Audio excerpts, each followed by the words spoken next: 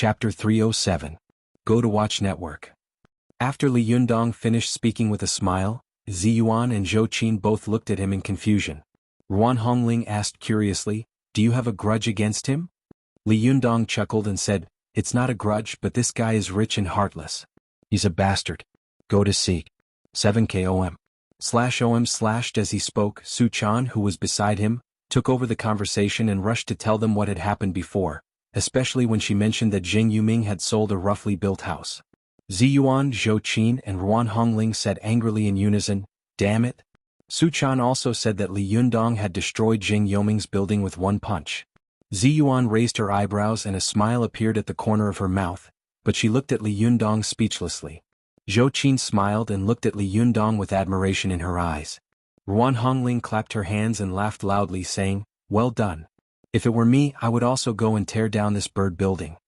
Li Yundong said with a smile, "Speaking of which, I was afraid that he would come to us at first, but then there was no movement, so I forgot about it. Logically speaking, shouldn't Jing Yuming be locked up after such a thing happened?" Zhou Qin snorted and said, "This kind of rich and heartless guy must have his own background to get away. Maybe he can't do real estate anymore, so he changed his business to tea." Li Yundong waved the leaflet in his hand and said, "I was wondering why the Tai Guanyin party was everywhere in my QQ group. It turns out that this guy is behind it." Li Yundong turned to look at Ziyuan with a smile and said, "Jinren Ziyuan, what do you think? Do me a favor and do me a favor. It would be a waste not to earn money from this guy." Ziyuan thought for a moment and smiled helplessly. "How can we cultivators get involved in this kind of thing? If it gets out, people will laugh at us." Li Yundong smiled and said, "Didn't you say that in this colorful world, the 3,000 living beings are just fleeting clouds to you? Since it's fleeting clouds, you shouldn't care about other people's rumors." Hearing this, Ziyuan's heart skipped a beat. She thought for a moment and nodded in agreement. "Okay." Ruan Hongling immediately cheered. "Hooray. We don't have to live on the streets anymore." Ziyuan looked at her with a mixture of anger and amusement. She pretended to be angry and said, "You are a cultivator. Look at you, what's the difference between you and a child? I only promised to participate in the competition, but I didn't promise to get first place." Li Yundong smiled and said, "It doesn't matter. I have confidence in you." Zhou Qin said cautiously, "That's not necessarily true. What Jinren Ziyuan said makes sense. Since they dare to host such an event and offer such a high bonus, it's very likely that they have already bribed the judges and referees. Watch net. 7KOM. If it were me, I would spend money to bribe all these people, and then secretly manipulate the competition to let my people get first place. In the end, the 2 million would still fall into my pocket. I would also use social resources and eye-catching effects to advertise myself for free." This analysis made Li Yundong and the others gasp. Li Yundong said, "Damn it, this move is too shameless. But Zhou Qin, what you said is very possible." Ruan Hongling was so angry that she shouted, "Shameless. Shameless beyond belief. This is a blatant unspoken rule." Su Chan said with a face full of doubt, "Then what should we do? How much is the bonus for the second place? Shall we get second place?" Li Yundong laughed and pinched the little girl's pink cheek. "You fool, the second place is only worth nearly 300,000 yuan. The gap between the first and second places is so big. It would have been fine if Zhou Qin hadn't said it just now, but now that she has said it and looked at the gap between the bonuses, I can feel that there is something fishy about it. However, I think we can still try to fight for it. Maybe the judges' eyes are sharp. Besides, even if we don't get first place, it's not bad to get second place. 300,000 yuan is also good." Ziyuan pondered for a while and said, "That's right. Everything is planned by man and accomplished by God. If we don't do anything, we will definitely achieve nothing. However, since we are going to participate in the tea art competition, do you have a look at what is needed?" Li Yundong thought for a moment and suddenly smiled bitterly. "Anyway, the best tea leaves and a good tea set are still needed, right? I'm afraid we will have to spend money to buy these things. As the saying goes, if you want to make money, you must first have money. This is really a wise saying." Su Chan also sighed. "Yeah, where are we going to get money now? These top-grade tea leaves and tea sets are very, very expensive." Li Yundong looked at Su Chan in surprise. "You know about this?" The little girl was unhappy. She stomped her feet and said angrily, "Don't look down on me. I was the one who taught you how to cultivate." Li Yundong laughed, rubbed the girl's hair and said dotingly, Okay, my girl is the best. Watch net. Only then did the little girl's anger turn into joy, and she beamed with joy. Ziyuan looked at the two of them laughing and smiled slightly. It was as if she was in this pure and warm atmosphere of love. She also felt very quiet and peaceful. After a while she said, "In fact, you don't have to worry about top-grade tea leaves and top-grade tea sets. There is a set of top-grade tea sets and some top-grade Huangshan Maofeng tea in the cave residence of the Linggong sect." Li Yundong asked curiously, "Huangshan Maofeng? What kind of tea is this? I've never heard of it. I've only heard of tea Guanyin, Biluakan and so on." Ruan Hongling laughed and said, "You have no experience. Tiguanyin and Biluakan are like BMW and Volkswagen in cars. There are ordinary grades and top-grade grades. Because there are more ordinary grades, the production is also more, so everyone is familiar with them. However, in the heyday of Huangshan Maofeng in history, only a few hundred loads were produced a year.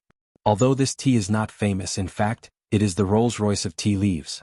At an auction not long ago, 50 grams of Huangshan Maofeng were sold for a sky-high price of 85,000 yuan. Li Yundong sucked in a breath of cold air.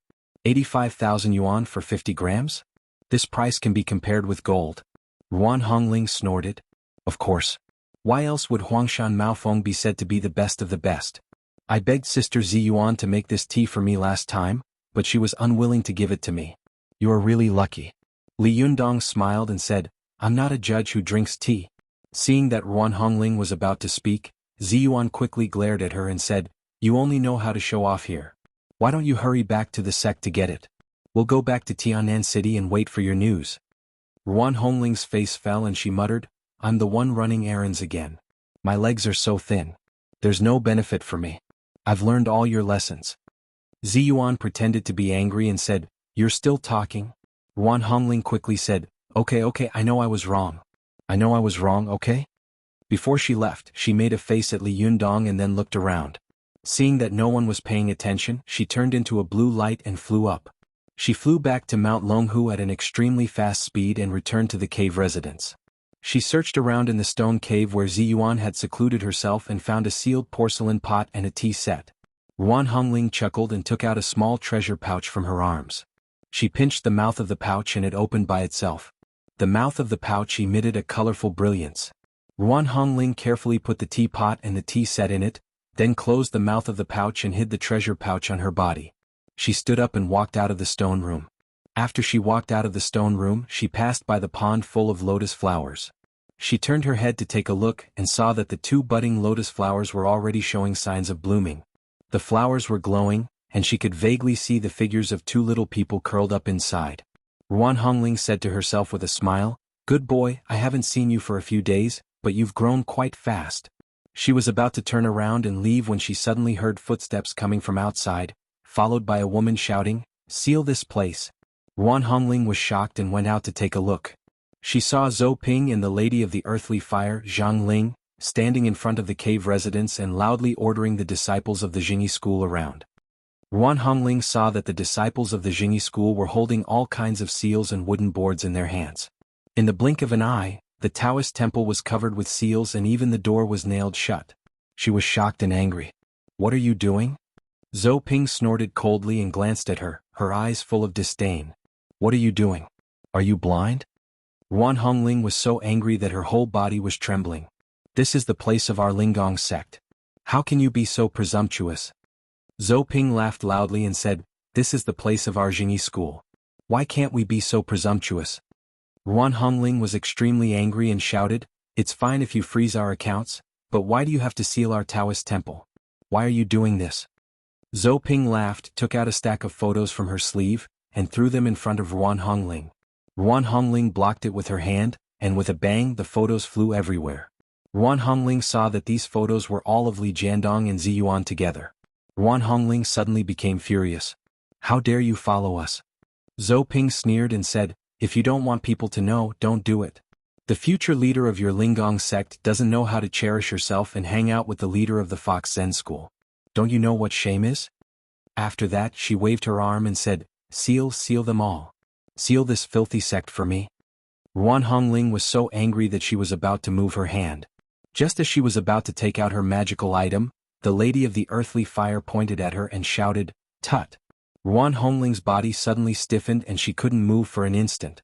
Zhou Ping waved her hand and said, seal the cave abode inside as well. At her order, the other disciples of the Jingyi school rushed in one after another. The Lady of the Earthly Fire also walked in. At first glance, she saw the 2 budding lotus flowers in the lotus pond and immediately exclaimed in surprise, these Bingdi flowers look exactly the same, and the 3 souls and 7 spirits of people in them are also exactly the same? This is really rare. Zhou Ping, who was standing to one side, had a fawning smile on her face. Master, if you like them, just take them away. Anyway, wouldn't it be a waste to leave such good things in the Linggong sect? The Lady of the Earthly Fire chuckled. She was a little hesitant because she was worried about her pride. However, Zhou Ping simply waved her hand and lifted the 2 Bingdi lotuses up along with the soil. She held them in the air with Jinshi and said with a smile, Master, wouldn't it be better if we took them back to the Jingyi school to recuperate? The Lady of the Earthly Fire chuckled and looked at the 2 Bingdi lotuses with joy. She nodded and praised, good. Your Sherbwa Sanju formation just happens to lack 2 sword spirits with great spiritual chi. I think when they grow up, they can be the sword spirits of the left and right protectors. She held the pair of Bingdi lotuses in her hands. The more she looked at them, the more she loved them. Ignoring the other disciples of the Linggong sect who were sealing the Bingdi lotuses, she turned into a burst of blue light and flew out. Ruan Hongling watched helplessly as the Linggong sect was sealed and the Bingdi lotuses she had cultivated for a long time were taken away. She was so angry that she went crazy. By the time she broke through the shackles and could move again, the disciples of the Jingyi school had already left. She rushed to the gate of the Taoist temple of the Jingyi school on Mount Longhu like a madwoman. Just as she was about to rush forward, she suddenly stopped and stared at the strict Taoist gate with hatred in her eyes. She bit her lips so hard that they bled. She gritted her teeth for a long time before stomping her feet angrily, turning into a beam of blue light and leaving. //7854627895541 Chapter 308 Go to Watch Network. Ruan Hongling went all the way back to Tianan City. When she returned to Li Yundong's home in Hongxing New Area, Li Yundong and the others were chatting and laughing in the room. Go to CNET. 7 Ruan Hongling rushed into the house from the balcony. As soon as she landed, she burst into tears and threw herself into Ziyuan's arms. Li Yundong, Ziyuan, and the others were shocked and stood up one after another. What's wrong? Normally, Ziyuan would have scolded Ruan Hongling for not being able to control her emotions as a cultivator. But at this time she saw Ruan Hongling crying her heart out and her expression full of anger and grievance. It was obvious that she had been humiliated. Ziyuan's heart tightened. She held Ruan Hongling's shoulder with both hands and asked in a deep voice, Hongling, what happened? Ruan Hongling cried and told them what had happened. The others immediately became furious. Li Yundong said angrily, the Jingyi school has gone too far. They are simply riding on our necks and defecating. Zhou Qin's face was as cold as frost. She didn't speak, but her eyes were fixed on Li Yundong as if waiting for his decision. Su Chan also said angrily, is this the so-called righteous sect? How can they be so overbearing and dirty? What's the difference between them and bandits? Li Yundong cursed for a while. Suddenly he thought of something and turned to ask Ziyuan, by the way, when did you take in the souls of Deng Yu and Deng Jiao? Why didn't I know about this? The bastards of the Jingyi school actually took away their reborn souls. If anything happens to them, I won't forgive them. Although the others were filled with righteous indignation, Ziyuan still looked very calm. She thought for a while and said, we'll talk about this later. Although the Jingyi school is overbearing, they are not evil devils. I know the temper and character of the Lady of the Earthly Fire. She is unyielding, but she is still a decent person. She won't do anything to these sisters. I heard that Celestial Master Zhang, the leader of the Jingyi school, has been trying to rebuild the Three Jades formation. The Three Jades formation consumes a lot of manpower and material resources, and it needs 2 powerful and psychic sword spirits.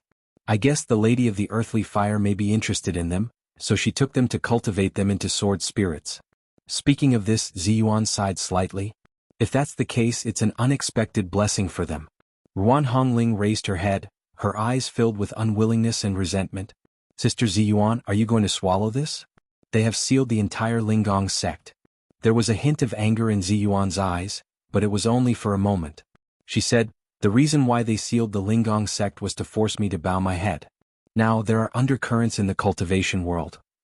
The inner alchemy sect and the external alchemy sect are constantly fighting. On the surface, the 6 sects and the Jingyi school are cooperating, but in fact they are secretly fighting for the leadership of the cultivation world. Watch net. 7KOM. At present, the six sects have united, and their power is comparable to that of the Jingyi school, so they want to annex our Lingong sect to strengthen the Jingyi school. Ziyuan sneered. If they can seal the Lingong sect, how can they seal the mouths of the cultivators in the world? Hongling, it's right that you didn't go to them directly. Otherwise you would have fallen into their trap. In our current situation, if we go to the Jingyi school, it will be like hitting a stone with an egg. At the moment, we can only swallow our anger and endure humiliation. In half a year, our Lingong sect will hold a succession ceremony for the leader. This ceremony will be held by the Jingyi school. At that time, in order to legitimately annex us, the Jingyi school will definitely send out golden invitations and invite the leaders of the cultivation sects in the world to attend. At that time, we can ask the leaders of the world to uphold justice for us. After hearing this, Li Yundong immediately said, I don't dare to say anything else, but I, Li Yundong, will be the first to support you. Our Fox Zen school will also fully support you. Su Chan had always been very grateful to Ziyuan for her help to Li Yundong. She had guided Li Yundong on the path of cultivation, but Ziyuan was the one who had helped him achieve success. Without Ziyuan, Li Yundong would not have such great shintong. She also nodded vigorously and said, Sister Ziyuan, I also support you. Zhou Qin opened her mouth and wanted to say something, but she felt that she was too weak to do so. She didn't know how to cultivate or how to use shintong, so she swallowed her words, but there was a resolute look in her eyes. Ziyuan smiled slightly and said, I appreciate your kindness, but if you support our Lingong sect so blatantly, it will be the right time to confirm their crimes. Ruan Hongling jumped up and said angrily, Let's do it. They can do it but we can't. Li Yundong also said unhappily, It's precisely because the world says that the Fox Zen school is a place that hides evil, that I have to make great efforts to rectify the Fox Zen school and turn it into a famous righteous sect. People are not born bad people. Even if they are bad people, can't they be good people in the future? Seeing that Li Yundong was angry, Ziyuan smiled apologetically at him and said, You're right. I was being paranoid. Only then did Li Yundong's anger turn into joy. That's right. Don't worry. I will definitely stand up for you at the inauguration ceremony of the leader in half a year. Ziyuan smiled slightly and thought to herself, Li Yundong has only been cultivating for half a year. Although he is already a first-class master of the younger generation, there is still a big gap between him and the cultivators of the older generation. At that time, I have to find a way to persuade him not to stand up. Otherwise he will be besieged by the leaders of the various sections. That will be unimaginable. Kai 98 When 1 Shui 0 Net 6 Ziyuan had made up her mind and stopped mentioning this matter. She turned to Ruan Hongling and said, Let's put this matter aside for the time being. Right now, solving the problem of food, clothing, housing and transportation is the biggest problem. Let's go to the net. Have you brought the TNT set? Ruan Hongling wiped her tears, took out a small treasure pouch and tore it gently. Li Yundong and the others saw a mass of colorful light emerge. Ruan Hongling reached out to explore the light, and then took out a teapot and a tea set. Li Yundong saw that the tea set was made of purple sand, which looked very imposing. The teapot looked ordinary. He asked, How long have the tea leaves been in it? Are they unlucky? Ruan Hongling was so angry that she rolled her eyes at Li Yundong. Don't talk nonsense if you don't understand. This is a porcelain pot sealed by Sister Ziyuan with her spiritual power. The top-grade Huangshan Maofeng inside will still be fine even if it has been kept for 2 years. Li Yundong didn't take her words seriously. He laughed and said, Then let's discuss it now. When the time comes we need to have a rule. As he said this, he turned to look at Ziyuan and asked, Do you need anyone to help you with the tea art competition? Ziyuan thought for a moment and said, I don't need anyone's help. I alone am enough. Li Yundong smiled and said, Well, we'll cheer for you from below the stage. Ruan Hongling couldn't help but ridicule him again. Idiot, do you think you're watching a sports competition? How dare you cheer for me? The tea art performance is an art that combines movement and stillness. It pays attention to watching and tasting. Li Yundong knew that her sect had encountered misfortune, so he didn't argue with her. He cupped his hands and said with a smile, Jinren Ruan is very knowledgeable. I admire you. Ruan Hongling raised her head and said, Of course. Li Yundong said to Su Chan and Zhou Qin, Hurry up and take a rest. We'll go to Dongwu City before dawn tomorrow morning. After Li Yundong finished speaking, Su Chan and Zhou Qin returned to their respective rooms. Fortunately, Li Yundong's room was quite large, with 3 bedrooms and 2 living rooms. Su Chan slept in one room and Zhou Qin slept in another. Ruan Hongling and Zi Yuan went back to their own rooms, while Li Yundong was still meditating and practicing qi in the living room. It was not until 4 o'clock in the morning that Li Yundong woke up from his meditation. He exhaled a long breath and let out a soft groan. Although his long groan was not loud, Zi Yuan heard it immediately and woke up from her meditation. She walked to the living room and said with a smile, "As the saying goes, the law is based on wealth, companions and tools. People without money often have no heart to cultivate. You are living a peaceful life. So many people's food, clothing and shelter are on your shoulders, but you are not worried at all. You are still so diligent in cultivation?" Li Yundong chuckled and said, "The chairman said it well. When a man dies he will face the sky. If he doesn't die he will live for thousands of years. As the saying goes, there will always be a way out." Zi Yuan looked astonished. "What chairman said that?" Li Yundong chuckled and said, "Prostitute?" Zi Yuan was shocked. "Prostitute also said that?" Li Yundong waved his hand and said, "Chairman of the Mao Film Committee." Zi Yuan almost vomited blood. She rolled her eyes at Li Yundong and said, "I'm going to wash up." At this time Ruan Hongling, Su Chan, and the others also woke up when they heard the conversation between Li Yundong and Zi Yuan. Only Zhou Qin woke up last. She looked drowsy, but the yuanqi in her body was extremely strong. After a while she was full of energy again. After washing up, they flew to Dongwu City before dawn. On the way, Li Yundong took Zhou Qin with him and said with a smile, "Fortunately I can fly around. Otherwise I would have vomited blood just for the ticket." Zhou Qin admired the magnificent rivers and mountains of her motherland in the sky and sighed. "I didn't expect that one day I would be able to fly in the sky." Li Yundong smiled softly and said, "One day, you will be able to fly alone." Zhou Qin looked at him with a smile, but in her heart she thought, "I hope you can always fly with me." By the time Li Yundong and the others arrived in Dongwu City, it was already 8 or 9 o'clock in the morning. According to the venue of the competition on the flyer, Li Yundong went straight to the Workers' Cultural Palace in Dongwu City. The Workers' Cultural Palace of Dongwu City was located next to Renmin Road on the main line. There was a large square inside, surrounded by rockery, strange rocks, flowers and trees. The environment was very elegant. Li Yundong glanced around and pointed to an obvious registration place. He smiled and said, "I found it. It's over there." Li Yundong led everyone to the registration place. When the lady at the registration place saw them coming over, she took the initiative to smile and said, "Hello, are you going to sign up for the competition?" Li Yundong nodded with a smile. "Of course." The lady looked at Li Yundong for a while, then looked at Su Chan, Zi Yuan, Zhou Qin and Ruan Hongling behind him. She was secretly amazed and asked, "May I ask if you are participating in the competition as an individual or as a company?" Li Yundong asked, "Is there any difference between the two?" The lady smiled and said, "In fact, there's no difference. It's just that if I participate as an individual, I will definitely suffer more than if I participate as a company. At that time, the organizer will find a souvenir for those who participate as individuals but don't get a place. But if I participate as a company, I won't get one." Li Yundong smiled and said, "I see. We are participating as individuals." The lady asked again, "Then who wants to sign up for the competition?" Zi Yuan said lightly, "Me." The young lady looked at her carefully and was secretly shocked by Zi Yuan's elegant temperament. She thought to herself, the appearance of the person performing the tea art is secondary. The temperament is the most important. A person with a good temperament can obviously add a lot of points to the competition. I wonder how this beauty's tea art is. She noted down Zi Yuan's name and asked, "Then what kind of tea do you want to participate in the competition?" Zi Yuan said, "Huangshan Maofeng." The lady was shocked. "Huangshan Maofeng? Can I have a look at it?" Zi Yuan said lightly, "It's my top-grade Huangshan Maofeng.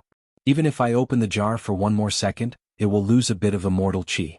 I won't open it until the competition begins." As she said this, she glanced at the lady and said, "What, you don't believe me?" The lady was shocked by Zi Yuan's temperament and confidence. How could she not say anything? She had no choice but to fill in the words Huangshan Maofeng on the form. After asking Zi Yuan a few more questions, she took advantage of the opportunity that Li Yundong and Zi Yuan were talking to turn her head and say to a waiter next to her, "Go and tell the boss that there's a master here." After a while, Zheng Yuming came out with a hot and beautiful woman in his arms. He shouted, "Master? Where is the master?" At that moment, A waiter quietly pointed at Li Yundong and the others. Zheng Yuming looked over but he didn't see Zi Yuan at first. Instead he saw Li Yundong at a glance. This only scared him so much that his legs trembled and he almost fell to the ground. Since the collapse of Zheng Yuming's building last time, Zheng Yuming had paid a great price to get out of it. After that, he thought about it bitterly and thought that it was Li Yundong who had brought him bad luck. The first time he saw this brat, his beautiful mistress ran away. The second time he saw this brat, his building collapsed. Damn it, now I'm seeing this scourge again. What's even more hateful is that this time, this guy has actually formed a group to harm me. Does he think he's playing an online game? //7854627899541 Chapter 309 Go to Watch Network. Zheng Yuming's heart trembled when he saw Li Yundong, especially when he saw Zi Yuan, who was participating in the competition. He was even more shocked and couldn't help but compare her with the beauty in his arms. Go to see. The beauty in his arms was also a rare beauty. She was like a prostitute in bed and a lady out of bed. What was even more commendable was that her tea skills were extremely exquisite. She could be said to be excellent in both beauty and skill. Otherwise, he wouldn't have been willing to spend so much money to organize such an event. On the one hand, it was to advertise his tea, and on the other hand, it was to promote the beauty in his arms. But now, it seemed that compared with the beauty in front of him, Zheng Yuming suddenly felt that he was not hugging a phoenix but a chicken. It was true that comparisons were odious and goods had to be thrown away. Zheng Yuming suddenly felt very upset. He whispered a few words to a staff member next to him. The staff member nodded, then walked to the lady at the registration desk and fetched the information of Li Yundong and the others. When Zheng Yuming saw it, he was shocked again. The best Huangshan Maofeng? The beautiful woman next to him craned her head to take a look and was also shocked. This is good tea. I'm afraid that your Tai Guanyin can't suppress it. Zheng Yuming squinted at her and said, if my tea can't suppress it, can you, the tea lady, suppress it?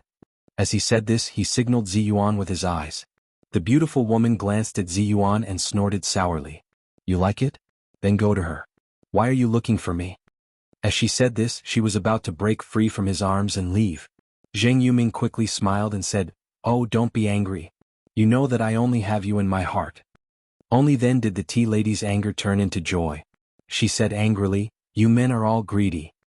I know it best. I don't care. You have to guarantee that I will get first place or I won't let you off. Zheng Yuming smiled bitterly to himself.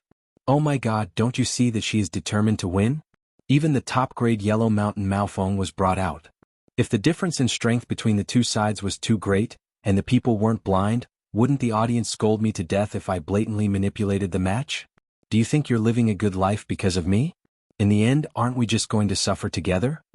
The tea lady looked at Zi Yuan. Although she didn't know how good Zi Yuan's tea skills were, just looking at her otherworldly temperament, her heart was beating like a drum. This temperament can't be faked. How could she dare to go to Liangshan without some ability? I'm afraid she has some talent. The tea lady looked worried. What should we do? Could it be that you want to benefit others? Zheng Yuming snorted. How can I let the fertile water flow to an outsider's field? Of course I have the final say in my territory. This bastard always spoils my plans. How can I let him have his way this time? He beckoned to a staff member next to him and whispered something in his ear. The staff member nodded and walked into the hall. After a while, a man and a woman came out of the hall. Watch net. 7KOM. The man was about 40 or 50 years old, dressed in a suit and leather shoes. He appeared to be in high spirits and had an extraordinary bearing. The woman looked to be in her 20s. Although her appearance was ordinary, her eyes were sharp and her eyebrows were filled with arrogance. When Zheng Yuming saw the two of them, he immediately smiled. He shook hands with the middle-aged man and said, Manager Zhong, I need your help this time. Manager Zhong smiled slightly. Don't mention it. We will often cooperate together in the future. If you need anything, just let me know. Zheng Yuming said with a smile. Just now, a contestant was extraordinary and chose the top-grade Yellow Mountain Maofeng teach. Before he could finish his words, Manager Zhong laughed and said, The top-grade Yellow Mountain Maofeng tea? Haha, Manager Zheng, congratulations. Your advertisement is very good. It seems that even real tea merchants have been attracted. Is that why you are worried? But I remember that you have a lot of Taiping monkey kuei in your collection. This is the king of tea. You don't need my help. Zheng Yuming smiled bitterly and waved his hand. No matter how good the tea is, it needs an expert to brew it. Manager Zhong, don't make fun of me.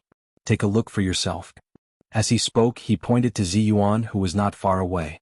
When Manager Zhong looked over, his expression suddenly changed. He quickly exchanged glances with the female companion next to him. The female companion also looked at him in surprise, as if she couldn't believe her eyes. Seeing their strange expressions, Zheng Yuming quickly asked, "What's wrong? Do you know her?" Manager Zhong chuckled and said, "We do have some friendship."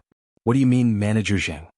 Zheng Yuming asked tentatively, "Since you and she are old acquaintances, why don't you persuade her to withdraw from this competition?" "Well..." Manager Zhong thought for a moment. After a while he said, "Well, I'll give it a try. But this woman has a powerful background. I'm not sure if I can win." Zheng Yuming smiled and said, "There's a way. Since we are friends, don't hurt our friendship." Manager Zhong smiled and walked over to Ziyuan and the others. When he got close, he greeted them and said, "It's really rare for Jinren Ziyuan of the Linggong sect of the Jingyi school to come to this small tea art competition." Ziyuan turned around and looked over. She was immediately moved and said, "Zhong Qingsong, the abbess of the Pine Valley Nunnery in Mount Huangshan? Why are you here too?" Her eyes subconsciously fell on the woman next to Zhong Qingsong. "Are you also here to participate in the competition?" Zhong Qingsong chuckled and said, "I'm just a partner of the organizer. Why does Jinren Ziyuan have the leisure to participate in such a small competition?" As he said this, he looked at Li Yundong and asked, "This is?" Ziyuan smiled and said, "This is Li Yundong, the current leader of the Fox Zen School. This is my shimi Ruan Hongling. This is Su Chan of the Fox Zen School, and this is Li Yundong's eldest disciple, Zhou Qin." Zhong Qingsong listened to her calmly introduce Li Yundong. He couldn't help but be shocked. He was shocked that the cultivation world had been talking about a young man who had forced the 6 great sects to return without success in Mount Tianlong these days. He hadn't expected that this person would appear in front of him. He was shocked that Ziyuan, who had always been proud and aloof, was actually in cahoots with the leader of the Fox Zen School. Zhong Qingsong subconsciously looked at Li Yundong. He saw that the boy in front of him had a peaceful face, the corners of his mouth were slightly raised, and there was a hidden smile on his face. He had an extraordinary bearing between his eyebrows, and his eyes were bright and deep. Go to the internet. 7kom/om/ his heart trembled and he thought to himself, he looks like a capable person, but it's a pity that he didn't take the right path. While Zhong Qingsong was looking at Li Yundong, the young woman next to him was also looking at Li Yundong. Seeing that there were no ordinary people around, she asked bluntly, "Are you Li Yundong?" Li Yundong was neither humble nor arrogant. He nodded and said, "Yes." The young woman looked at Su Chan next to him and then at Zhou Qin. In her heart she classified him as a lecher. She curled her lips and said, "It's said that your Shintong is amazing and you are good at fighting. You forced back the siege of the 6 great sects by yourself?" Li Yundong smiled slightly and said, "I was just lucky." The young woman snorted and said, "I think you were lucky. That's because I didn't go. Otherwise, how could you have stood up for me?" After she finished speaking, Su Chan immediately retorted, "Yes, you must have known about the limelight in advance, so you deliberately didn't go. When the matter was over, you jumped out and said it after the fact." Ruan Hongling was also angry in her heart. Where did this guy come from? He's like a yawning toad. What a big tone. What does he think of my sister Ziyuan? Ruan Hongling couldn't help but sneer, who doesn't know how to say it? I just don't know if he has any real ability. The young woman glanced at them proudly and said disdainfully, "How dare a 3-tailed fox spirit and a little cultivator who hasn't even cultivated the supreme yang qi be so arrogant?" Su Chan and Ruan Hongling were both furious. Just as they were about to speak, Li Yundong stopped them and winked at them. Zhong Qingsong also turned his head and shouted in a low voice, "Qing'er?" The young woman named Qing'er snorted and turned her head away. Her nose was in the air and her face was full of arrogance. Zhong Qingsong smiled at Ziyuan and said, "This is my disciple. She has been spoiled by me and is a little proud. Please excuse her." Ziyuan smiled faintly and said, "It doesn't matter. It's normal for young people to be arrogant." Qing'er glanced at her and suddenly asked, "Are you very old? Why do you speak like an old man?" Li Yundong saw that the young woman's words were a little presumptuous and unruly, and she didn't know any etiquette at all. He frowned and said without waiting for Ziyuan to speak, "Jinren Zhong, what can I do for you? If there's nothing else, we'll take our leave first." Zhong Qingsong saw that the other women in their group, including Ziyuan, were all following Li Yundong's lead. As soon as he spoke, the others fell silent. He was secretly amazed. Zhong Qingsong glanced at Li Yundong, turned his head and said to Ziyuan with a smile, "Well, I won't lie in front of a Jinren. I heard that Jinren Ziyuan is also participating in this tea art competition, so I want to come over and ask for some face. I hope that Jinren Ziyuan can give me some face."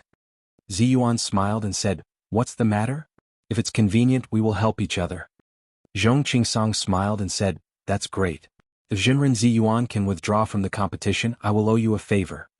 As soon as he finished speaking, the expressions of Su Chan and Ruan Hongling suddenly changed. Li Yundong and Zhou Qin looked angry, and Ziyuan also frowned slightly and asked, "Why do you want me to withdraw from the competition?" Zhong Qingsong smiled and said, "Because the organizer of this time is also my partner. In order not to hurt everyone's friendship, I think it's better for Jinren Ziyuan to withdraw from the competition." His words were polite, but there was a hint of command and threat in them. Ziyuan's face was as dark as water. She didn't say anything and just looked at Li Yundong. Li Yundong snorted in his heart and said, "Jinren Zhong, do you mean that since you have already intervened in this matter, this is the meat in your mouth and others can't touch it?" Zhong Qingsong smiled politely, but he replied, "Jinren Li, you're too serious, but that's what I mean." Li Yundong had been planning for the matter in front of him for a long time.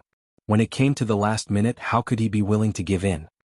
He laughed and said angrily, "Then if you touch everything, won't everyone in the world want to live?" Zhong Qingsong looked at Ziyuan with a cold expression and said, "Jinren Ziyuan, what do you think?" The implication of his words was, "I'm asking Ziyuan and you, Li Yundong, should stop." Ziyuan smiled slightly and said, "Jinren Li's meaning is my meaning." Zhong Qingsong's expression changed and Qinger, who was beside him, sneered and said, "Master, what's there to say to this self-deprecating guy? Let her participate in the competition. When the time comes, I will also participate. I want to see Jinren Ziyuan's ability." Ruan Hongling couldn't help but say angrily, "Watch your mouth." Qinger snorted and said, "What? You can do it but I can't say it?" Now in the cultivation world, who doesn't know that Jinren Ziyuan has abandoned herself and mingled with the people of the Fox Zen school? The six sects are in an uproar now. They all feel that they have been deceived and are discussing how to make trouble for you. I think, Jinren Ziyuan, if you have time to join in the fun, you'd better think of a way to protect yourself first. As she said this, she glanced at Li Yundong again with a look of disdain. "As for you, since you are so greedy and lustful, you should take your fox spirit and find a cave to hide in and live a good life. What are you doing out here?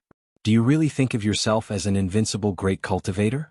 Qinger's words made Li Yundong angry in his heart, but at this time in public he couldn't do anything. His face was indifferent and no one could see any clues. He made a gesture to stop Ruan Hongling and Su Chan, who were about to curse.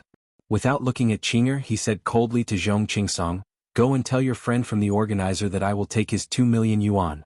You are a piece of meat near the mouth of a tiger. I, Li Yundong, will take it this time." After that he turned around and left. As soon as Li Yundong left, Zhou Qin immediately turned around and followed him. Su Chan and Ruan Hongling glared at Zhong Qingsong and Qinger at the same time, then turned around and followed Li Yundong. Ziyuan opened her mouth and wanted to say something, but she sighed helplessly and followed them. Zhong Qingsong glanced at Qinger helplessly and said, "You really can't control your mouth. If I had known earlier, I wouldn't have brought you out. Now you have offended the cultivators of 2 sects." Qinger snorted and said, "It's nothing. I learned tea art from my master when I was a child. It's an ancestral skill. Why should I be afraid of her? Besides, now that the Jingyi school has sealed the Linggong sect, this matter has spread like wildfire. Ziyuan is just a stray dog. What's there to be afraid of? As for Li Yundong, he's just a greedy and lustful person. What's so great about him?" Although Zhong Qingsong scolded her verbally, he felt that Qinger was right in his heart. After saying a few words, he didn't take this matter to heart anymore. After Li Yundong and the others left the workers' cultural palace in anger, the 2 little girls, Ruan Hongling and Su Chan, couldn't help but curse one after another. "You be asterisk starred, you really have no manners." Su Chan was so angry that her cheeks puffed up. "I'm so angry. Yundong, you have to teach her a good lesson." Li Yundong snorted and said, "She is a female cultivator. How can I teach her a lesson? If I win, it will be an unfair victory. If I lose, others will say that I bullied her." Ziyuan sighed and said, "Actually, we can take a step back." Li Yundong turned his head and said angrily, "Take a step back? Which step would be the end? If I can take a step back today, I can take a step back tomorrow.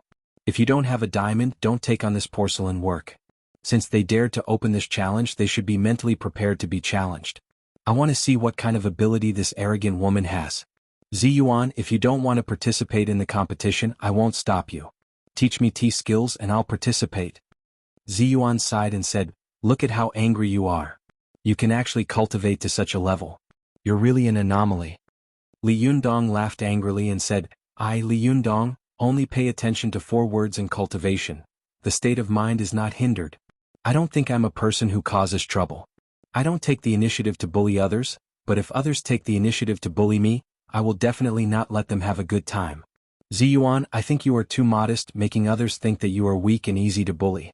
Now that your sect is declining, everyone is stepping on your head. I'm so angry just by looking at it. How can you bear it?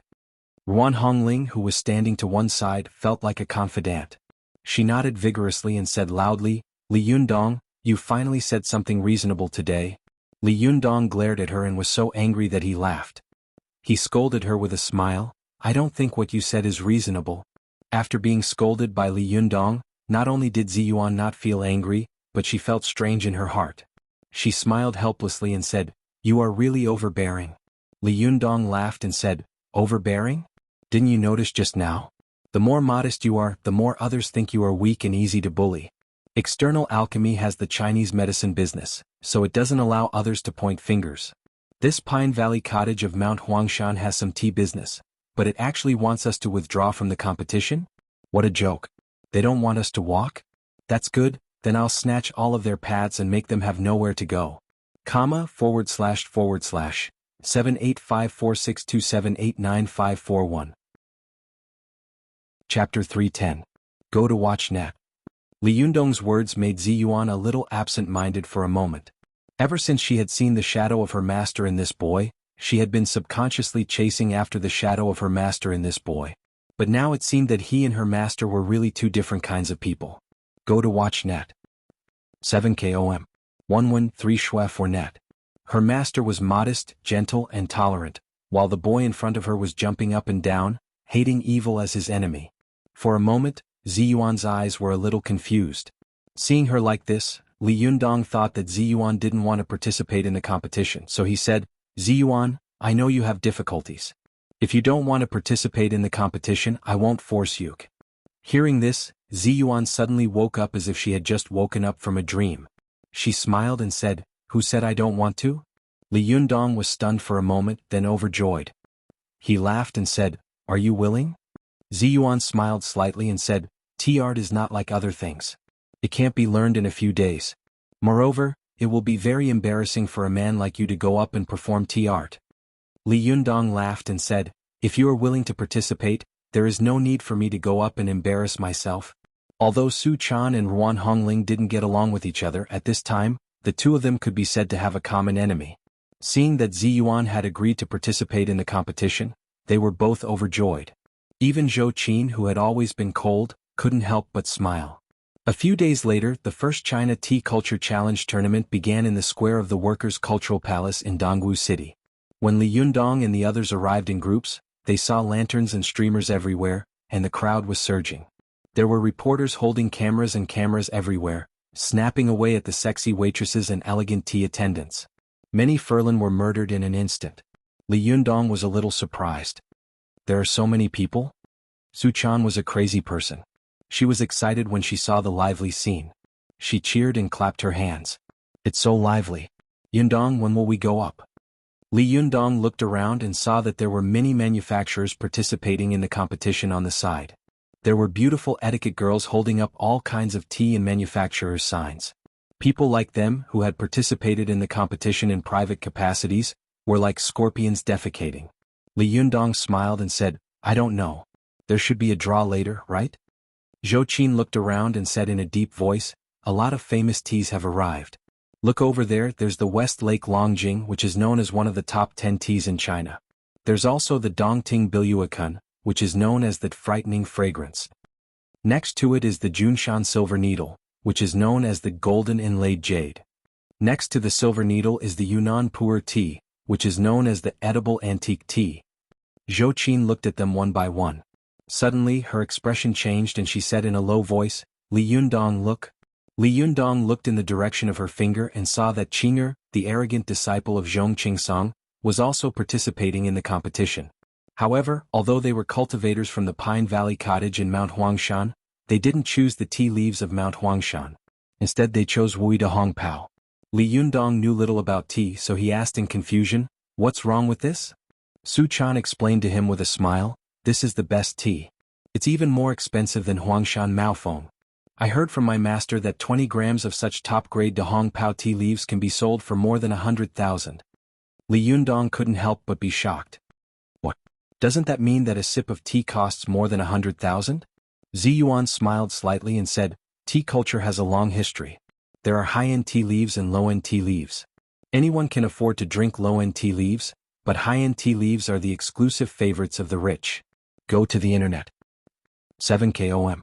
Now there are only 4 de Hongpao tea trees left on the steep precipice of the Nine Dragons' Nest.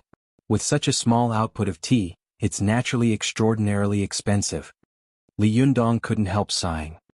F***CK, I'm a dignified cultivator, and I can't even support my own disciples. These B***** can actually drink more than 100,000 in a sip of tea. What kind of world is this? Su Chan pulled Li Yundong's hand and said with a smile, "I believe that you will make a lot of money in the future. I want to follow you and eat well." Li Yundong laughed and patted the girl's forehead. "Well, I'll take your auspicious words. But you have to eat less. With your appetite, even a mountain of gold will make you poor." Su Chan immediately pouted and looked resentful. "You haven't even made money yet and you're already talking about me. You're so annoying. I clearly eat very little." Her innocent appearance made Ziyuan and Zhou Qin smile. Li Yundong even laughed and rubbed her cheek. The group consisted of 1 man and 4 women. The man was handsome and the women were beautiful. Each of them had a different temperament, and they immediately attracted the attention of many people. Many reporters and tourists took out their phones and cameras to take pictures of the group. Go to the internet. 7 KOM. Kai 98 when 1 Shui 0 Net 6 Li Yundong and the others were talking and laughing when they suddenly heard a surprised voice coming from the side.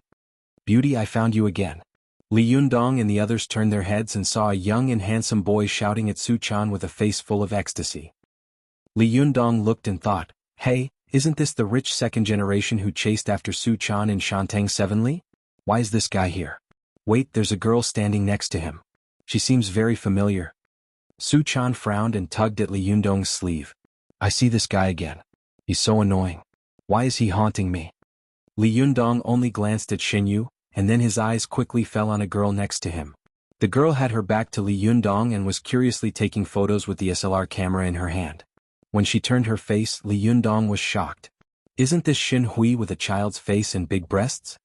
Xin Hui turned around and saw Li Yundong at a glance. She was also shocked. "Why are you here?" Xin Yu glanced at Xin Hui, approached her, and asked curiously, "Sister, do you know this guy?" Xin Hui snorted. When she saw Shen Yu coming over, she glanced at him with disgust and quietly moved away from him. She sneered and said, "Of course I know him. We're old acquaintances." As she said this, she cast a malicious look at Li Yundong and smiled insincerely. Shen Hui looked at the beauties beside Li Yundong and sneered, "By the way, why are you here instead of staying in Tianan City? Don't tell me you're also here to participate in the competition?" Li Yundong thought of what had happened last time and felt a little embarrassed. He coughed dryly and said, "What, you don't allow it?" Shen Hui smiled and said, "How could I dare not allow it? However, if you are really here to participate in the competition, then I will give you a chance. In front of so many people here, if you can clean my shoes, then I promise you that you will win first place. If you don't want to, I promise you that you will lose the competition." Li Yundong was proud and arrogant. How could he stand such a girl with such a temper? He immediately pulled a long face and said with a chuckle, "Why don't you kneel down and kowtow to me 3 times in front of so many people here? I will accept you as my disciple and not spank you. Otherwise I will strip you naked and spank you. What do you think?" Shen Hui's face immediately turned pale and she was so angry that her whole body was trembling. "Li Yundong, don't be arrogant." Li Yundong sneered and said, "It seems that I'm not the arrogant one." Shen Yu rolled his eyes and asked Shen Hui in a low voice, "Sister, has this guy offended you?" Shen Hui glared at him and said, "It's none of your business." Shen Yu didn't care. For him, making trouble for Li Yundong was the thing he was most happy to do. It would be best to make this guy's face dirty so that it would be more convenient for him to snatch his love away. Xinyu smiled and looked like a playboy. He raised his chin and said to Li Yundong, "Hey, I advise you to go back quickly. Don't participate in this competition." Ruan Hongling, who had been pressed down by Zi Yuan, finally couldn't stand it anymore. She jumped up and shouted, "You two shameless things, what are you showing off here? Isn't it just that you have a great father? Get out of here, get out of here. Without your father, what are you?" Su Chan surprisingly agreed. She nodded hard and made a face at Xinyu. Xinyu was shocked, but when he saw Ruan Hongling's angry look, he felt that when this girl was angry, there was also a special flavor, especially when Su Chan made a face. Her charming and cute appearance made his heart itch. In front of the beauty, Xinyu was dazzled for a moment. He couldn't even walk and became a love-struck fool. Shen Hui felt disgusted watching from the side. She glared at Li Yundong fiercely and was about to leave when she saw a familiar figure coming over. She was immediately overjoyed and went over to greet him. "Dad." "Well, speak of the devil." Li Yundong and the others all looked over and saw Shen Hui throwing herself into the arms of an old man in his 60s. The old man was dressed in a suit and leather shoes. He was slightly fat, but his eyes were sharp and bright. Zhou Qin frowned and whispered in Li Yundong's ear, "This is Shen Wankai, the boss of the Wankai group in Tianan City. He is a big shot in Tianan City. I don't know why he came to Dongwu City. Maybe he is doing business?" While they were guessing, they saw Xinyu, Shen Hui, and a few bodyguards next to him surround Shen Wankai and walk to the arena. Shen Wankai exchanged pleasantries with the host, Zheng Yuming, and the others on the arena, and then sat straight in the middle of the referee's seat. When Li Yundong saw this, he immediately took a deep breath. "No way? He is the referee?" Zhou Qin frowned. No wonder Shen Hui was so arrogant. It turns out that she knows that Shen Wankai is the referee. Well, with Shen Wansai's influence, his score will directly affect the scores of the other referees. No one else would dare to offend him. Su Chan looked worried. Then aren't we going to be in trouble?" Ruan Hongling was so angry that her face turned pale. What kind of world is this? A group of well-dressed guys look bright on the surface, but in fact they are all dirty and dirty. "Bah! I'm going to tell everyone." Zi Yuan hurriedly grabbed her and shouted, "Nonsense! Do you have any evidence? You're making trouble before the competition even starts." Zhou Qin also said in a low voice, "What should we do now? Should we advance or retreat? Hurry up and make a decision." For a moment, Li Yundong couldn't help but hesitate. He had never expected that he would encounter so many obstacles when he came to participate in a tea art competition. Before the competition even started, he had already encountered double unspoken rules, and at the same time he was facing the double threat of the organizer and the referee. No matter how firm Li Yundong's will was, he couldn't help but feel nervous at this time. He frowned inwardly, but just as he was hesitating, he glanced at the arena and saw that Shen Hui was looking at him with a provocative look as if to say, "Get out of here, lest you make a fool of yourself." Beside her, Xinyu couldn't help but glance back and forth at Su Chan with a pair of lustful eyes. This time Li Yundong was infuriated. His face was as dark as water, and he said flatly, "I once said that we cultivators should have the spirit of knowing that there are tigers in the mountain. If you retreat from such a small worldly matter, then what's the point of cultivating? Go home and do nothing." Everyone please take your places. I'm going to accompany my teacher to have a meal. I'm sorry for the late update. Let's bow. //7854627895541 Chapter 311. Go to watch net. Li Yundong's resolute words made the people around him suddenly feel refreshed. Zi Yuan also nodded. Yes, we cultivators should indeed have the spirit of not fearing hardships and dangers. As the saying goes, man proposes, God disposes. Since we have already participated in the competition, we should have a clear conscience. Go to watch net. Zhou Qin was calm and shrewd by nature. It was hard to tell whether she was happy or angry at the moment. She just pondered for a while and said, "Since we are going to participate in the competition, we should pay special attention to the opponents of West Lake Longjing, Taiping Hokue, and Wui De Hong Pao. These competitors are extremely difficult to deal with." Ruan Hongling had blind confidence in Zi Yuan. She said, "This is a competition of tea skills, not a competition of tea leaves. If whoever has the best tea leaves wins, then what's the point of holding such a challenge? Isn't it better to just hold an auction?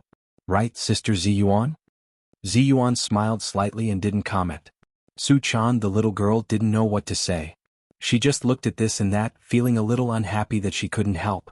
Li Yundong didn't pay attention to the little girl's abnormality. He said to Ziyuan, when you go on stage later, pay special attention to your surroundings. As the saying goes, you can't have the intention to harm others, but you can't have the heart to guard against others. You have to be wary of these guys playing tricks on some equipment. Ziyuan smiled confidently. Don't worry. They talked in private for a while. Not long after, the host of the tea culture and art competition gracefully went on the stage. At this time, the square of the Palace of Culture was surging with people. Not only were there a large number of media reporters, but there were also many businessmen who had heard the news and came to see the beautiful women. After the host made a brief opening speech on the stage, he invited the organizer, Zheng Yuming, to come on stage to give a speech. Zheng Yuming still inherited his authentic and mellow temperament of a nouveau riche. As soon as he got on the stage, his glittering gold necklace, gold bracelets and gold rings attracted a burst of admiration from the audience. After Zheng Yuming read the opening remarks according to the script, he introduced the referees of the tea culture and art challenge on the stage one by one. Li Yundong saw that among the referees who were sitting upright, there were scholars who wrote books, well-known media hosts, business tycoons and even fashion models. Li Yundong didn't know whether to laugh or cry. He whispered, "What kind of referees are they? Why are there all kinds of people? Do they know how to make tea?" Zhou Qin said, "I don't know about others, but Chen Wankai knows. As far as I know, he often attends all kinds of rare tea auctions. A while ago, Taiping Monkey King was sold at a high price and he bought it." Li Yundong laughed. "That's good. The only one who understands tea is my enemy." "Very good, very good." Li Yundong laughed at himself. He saw that the representatives on the stage had already begun to draw numbers. When it was Ziyuan's turn, she gracefully stepped onto the stage. Her otherworldly temperament caused an uproar under the stage. Watch net. 7KOM. The other manufacturers and the tea lady looked at Ziyuan as if they were facing a formidable enemy. Ruan Hongling, who was under the stage, smiled proudly and said, "The eyes of the masses are clear." Li Yundong chuckled. After Ziyuan stepped down from the stage, he looked at the ranking on the stage and suddenly asked in confusion, "Hey, Ziyuan is the last one? She's the finale." Zhou Qin suddenly sneered and said, "This is the worst position. Tasting tea is like tasting fresh food. Naturally, it is the most advantageous at the beginning. Because at that time, the referees who taste tea will have a refreshing mouth, they will naturally be able to taste the fragrance of the tea more, so they will give a higher score. But if they wait until the end, their taste buds will be a little tired, so the score will naturally be lower." Hearing this, Ruan Hongling said angrily, "Shameless. This must be a black box operation." Li Yundong frowned, but when he looked at the ranking above, he found that Qing'er, who had participated in the competition with Wui de Hong Pao, was ranked second to last in front of Ziyuan. He said, "Look, Qing'er from the Pine Valley Cottage is ranked in front of Ziyuan. Isn't she afraid that the judges will not give a high score because of the fatigue of the taste buds?" Zhou Qin shook her head and said, "Wui de Hong Pao is the champion of tea. Its taste is strong and mellow, which can't be replaced by other teas. Maybe this is their idea. They want to use the extremely fragrant tea fragrance of Wui de Hong Pao to make the judges' taste buds tired. Jinren Ziyuan's Huangshan Maofeng has a light fragrance, so naturally she will suffer a great loss." Hearing this, Li Yundong, Su Chan, and Ruan Hongling all cursed the organizers in unison. However, Ziyuan, who was under the stage, was open-minded. She smiled and said, "It doesn't matter. The real tea art can't be framed by such a sneaky trick." When Li Yundong and the others saw that Ziyuan was full of confidence, they also felt relieved and focused on watching the tea art competition that had already begun on the stage. They saw a young and beautiful tea lady on the stage. She was dressed in the Gusu style of the Ming dynasty, with a round collar and narrow sleeves. As soon as she came on the stage, she bowed to the crowd with her bright eyes, which immediately caused a burst of cheers. Li Yundong raised his head and saw that this beautiful woman was the tea lady who had been next to Zheng Yuming before. This tea lady was the first to appear on the stage because of the black box operation, so she naturally had a great advantage. She first carried her own tea set to the stage, placed it on the waist-high mahogany table, and then showed it to the audience one by one. At this time there was a special cameraman on the stage. The camera was facing the table, and there was a huge plasma TV screen at the back of the stage, so that the audience could clearly see the close-up scene of the tea lady performing the tea art. Li Yundong looked over and saw that the tea chosen by the tea lady was Taiping Monkey King. He couldn't help asking, strange, isn't this tea lady representing Zheng Yuming? Isn't Zheng Yuming Taiguanin? Why is she using Taiping Monkey King? What kind of tea is this? Zhou Qin was born in a wealthy family and knew a lot about tea culture. She said, Taiping Monkey King is also a famous tea in China. Together with West Lake Longjing Huangshan Maofeng and Wui de Hong Pao, it is the exclusive imperial tea of the State Council. Let's go. 7 KOM.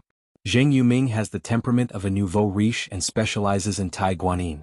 Although Tai Guanin also has the best tea, there is still a certain gap between it and Taiping Monkey King, West Lake Longjing Huangshan Maofeng, and Wui de Hong Pao. Therefore, if they don't want to be at a disadvantage in terms of tea, they must choose Taiping Monkey King to fight. Zi Yuan, who was standing to one side, nodded and said with a smile, yes, although this Taiping Monkey King has not been famous recently, it is still a great tea, especially the mother tea produced by the authentic monkey pit. It is even more valuable, not inferior to my Huangshan Maofeng. Moreover, just by listening to its name, you can tell that it has the character Kuan in it. Naturally, it's a great tea. While everyone was talking, the tea lady moved gracefully and lit a bunch of incense on an incense burner next to her. Zhou Qin explained, the tea arts of China's black tea, green tea and oolong tea are different. Taiping Monkey King belongs to green tea, so according to the green tea art, the first procedure is to light incense and burn the incense burner to get rid of delusion. At this time, the tea lady on the stage gently washed each teacup with water. Zhou Qin said, this is the second set of procedures, called wash the cup of ice heart to go to the mortal world. Hearing this, Zi Yuan couldn't help but look at Zhou Qin up and down. She smiled and said, do you know a lot about tea art? Zhou Qin smiled slightly and said, it's not a study. It's just that there are some good mechanical tribute tea all year round. I've come into contact with some in my spare time before. Zi Yuan chuckled and said to Li Yundong, you've accepted a good disciple. Li Yundong laughed and waved his hand. You're flattering me? While they were talking and laughing, they saw the tea lady performing all the way. She had already performed the fifth procedure, moistening the lotus heart with sweet tea dew. She poured water into the teacups placed on the square table and made tea. At this time, Zhou Qin suddenly said, here comes the highlight. Li Yundong's spirit was lifted and he looked at the stage. At this time, those who knew about tea art all looked at the tea lady with their eyes wide open. Zhou Qin explained softly and quickly, this is the sixth procedure of the green tea art, also known as the 3 nods to the water phoenix. It's one of the procedures of all the tea art, and it's also the one that tests one's skills the most. Li Yundong saw the tea lady lift the teapot high and let the water pour straight down. Then she used the strength of her wrist to lift it up and down and pour water into it. She repeated this 3 times, turning the tea leaves in the water. At this time, the slow motion of the tea lady performing the 3 nods of the phoenix, Kung Fu, appeared on the plasma screen. The tea lady's elbow and wrist were flat, and her wrist was soft and boneless. The water splashed down like silver satin. Everyone saw the sound of water 3 times loud and 3 times soft, the water line 3 times thick and 3 times thin, the water flow 3 times high and 3 times low, and the water flow 3 times up and down in the pot 3 times. The movements of the 3 nods of the phoenix were surprisingly consistent. In the end, the amount of tea in these tea bowls was exactly the same, as if it had been carefully calculated. At this time, the audience under the stage could see the key points clearly. They let out a burst of exclamation, and applause and cheers rang out at the same time. Zi Yuan also smiled faintly and nodded slightly.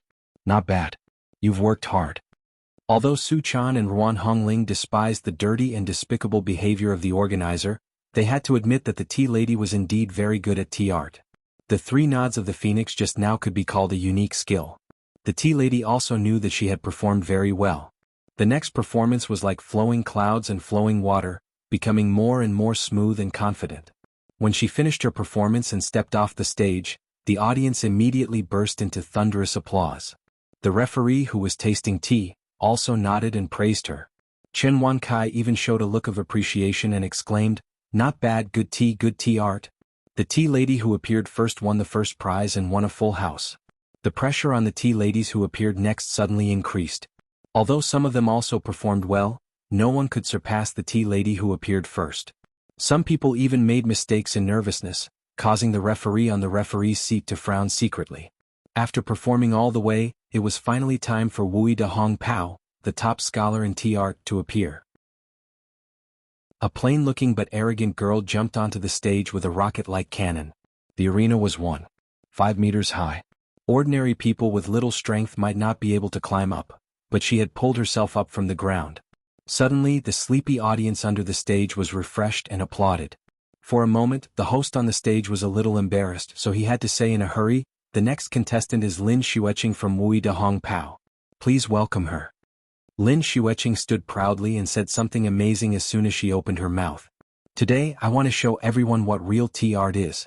She was young, so when she spoke there was an uproar under the stage. Someone sneered and said, "You're so young but you're so arrogant."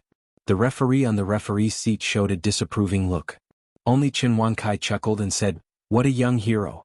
Everyone saw that Lin Xueqing's tone was amazing, and the tea she chose was also extremely expensive, top-grade de Hong Pao, so they stopped making noise for a while and waited to see her make a fool of herself.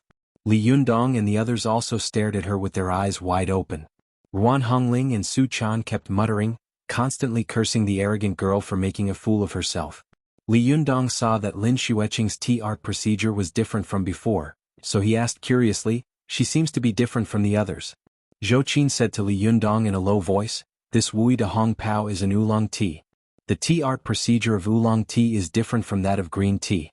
They are preparing for use, respectfully inviting people to sit down, burning incense to calm the atmosphere, peacock spreading its tail, Meng Chen bathing in the rain, high mountain flowing water, black dragon entering the palace, 100 zhang flying waterfall, spring breeze brushing the face, jade liquid moving pot, sweet dew and phoenix 3 nods." Li Yundong asked, "Is there also phoenix 3 nods?" Zhou Qin said, "Yes, this is an extremely important part of the tea art. Let's see how she performs." The two of them were whispering to each other when they saw Lin Xueqing performing skillfully all the way. However, she had been too arrogant before, so everyone was prejudiced and felt that it was nothing special. Some people even booed her loudly. But Lin Xueqing didn't care. She suddenly held the teapot beside her in the palm of her hand and said loudly, "The water made by ordinary fire is ordinary after all. Look at the water made by the woming fire to make this tea." She held the teapot high in one hand, and her whole body seemed to have frozen for a moment, not moving at all. Seeing her strange posture, the audience burst into laughter and teased her, "Is this your tea art? It's so funny. It's so ugly. Woming fire? I'm so angry with you. Get off the stage." While the audience was clamoring, the teapot in Lin Xueqing's hand suddenly emitted bursts of white qi. The white qi rolled on the arena, and in an instant, it formed the shape of a phoenix, which was lifelike and dreamlike. Everyone was stunned and speechless for a moment. Ziyuan was also shocked. Ziyuan's expression also changed. She exclaimed, condensing qi into form, "She's amazing. Only after cultivating the yin qi in her body into pure yang qi can she control her qi so well. This is the top realm of the yang spirit. No wonder she's so arrogant." Lin Xueqing held the teapot and shook her wrist. The phoenix, which was made of steam, nodded. Immediately, a stream of hot water gushed out of the mouth of the phoenix, which was the mouth of the teapot. Everyone felt that this stream of water was like water from the ninth heaven falling from the sky. The water surged in the teacup and a mist rolled out, echoing with the phoenix, making it look more and more dreamy. The sound of water in the teacup was like the chorus of birds, and all birds were paying homage to the phoenix. Everyone stared blankly at Lin Xueqing shaking her wrist 3 times, and the phoenix nodded 3 times. The tea bowls on the tea table were also filled to the brim. 3 bowls of Wui de Hong Pao tea were filled to the brim. Lin Xueqing's move shocked everyone present. Shen Wankai stood up excitedly and said loudly, "I didn't expect to see the real phoenix nodding 3 times here. Good. Bring it over and let me have a taste." Immediately, an MC and a Chong Sam came up and brought the tea to the judges. The other judges tasted it and were all full of praise. Shen Wankai even praised it 3 times in a row. "Good. Good. Good." At this time almost everyone in the field reacted, and their cheers shook the sky. Li Yundong and Zhou Qin looked shocked. They looked at each other and were secretly shocked. Only Ziyuan's face was as dark as water, and there was a faint worry in her eyes. She thought to herself, Lin Xueqing is performing tea art with her cultivation skills. Not only is her tea art exquisite, but her cultivation skills are also not inferior to mine. I wonder if I can beat her? //7854627895541. Chapter 312. Go to Watch Network. Lin Xueqing's subversive performance not only impressed the audience, but even Li Yundong couldn't help but say in surprise, "Can cultivation be used to perform tea art?" Ruan Hongling looked at Ziyuan worriedly. She opened her mouth but swallowed the words in her mouth. Go to Watch 7K, OM. At this time Lin Xueqing, who was on the stage, cupped her fists and then left the stage. The host came up to say a few opening remarks. When she was about to step off the stage, she bumped into the tea table and almost staggered, causing the audience to burst into laughter. Her action was nothing, but when she stepped off the stage, the host cast a glance at Zheng Yuming. Zheng Yuming immediately understood and nodded secretly. The two of them had been looking at each other secretly, but Zhou Qin, who had been staring at the stage, noticed it. She felt that she hadn't cultivated yet, so she didn't know anything and couldn't help Li Yundong in any way. So she kept staring at the stage vigilantly. Seeing that the expressions of the two of them were not right, she immediately said, "Li Yundong, tell Ziyuan to be careful. I'm afraid that they might have done something to the table." Li Yundong was stunned and blurted out, "I know they are shameless, but they can't be that shameless, can they? How could they do something to the table?" He looked at Ziyuan, who had already come to the edge of the stage, and said in a low voice, "There's no way to remind her now. What should we do?" Ruan Hongling said, "Let me do it. I'll send a voice transmission to Sister Ziyuan." She said in a private voice transmission, "Sister Ziyuan, you have to pay attention to this tea table. I'm afraid that there's something wrong with it." Ziyuan was stunned, but her face remained calm. She just glanced in the direction of Li Yundong and the others and nodded slightly. After the host finished the introduction, Ziyuan held her own tea set, which was filled with teapots, and went to the stage gracefully. As soon as she appeared on the stage, her appearance and temperament were far better than that of the previous tea lady. Everyone under the stage suddenly gasped and was shocked by her amazing beauty. Even the most daring men didn't dare to have the slightest blasphemy in their minds when they saw her. The boldest one was just thinking in his heart, "Does such a beautiful and ethereal woman really belong to this world? What kind of man could be worthy of her?" At this time, Ziyuan was wearing a white dress, which had the classical charm of Han clothing and the modern atmosphere of modern fashion. She really looked like a fairy who had come from heaven to earth, which was amazing. Watch net. Ziyuan held the plate and bowed to the audience below the stage. Then she put the plate on the tea table in front of her. As soon as she put it down, the tea table suddenly tilted. Fortunately, Zhou Qin had discovered some clues before, and Ziyuan had been reminded again. She immediately poured out the zhenqi in her body silently and gently supported the foot of the tea table. She glanced around and saw that the foot of the tea table had been tampered with. There was a mechanism installed. As long as a switch was turned next to the tea table, the four corners of the tea table would immediately become extremely loose, and if something was placed on it, it would tilt. Because Ziyuan's reaction was extremely fast, the people under the stage did not notice the abnormality for a while. They only saw the tea table shake a little and then stabilize again. But at this time, all the zhenqi and energy in Ziyuan's body were used to support the tea table. If she wanted to perform the tea art calmly, it would be difficult.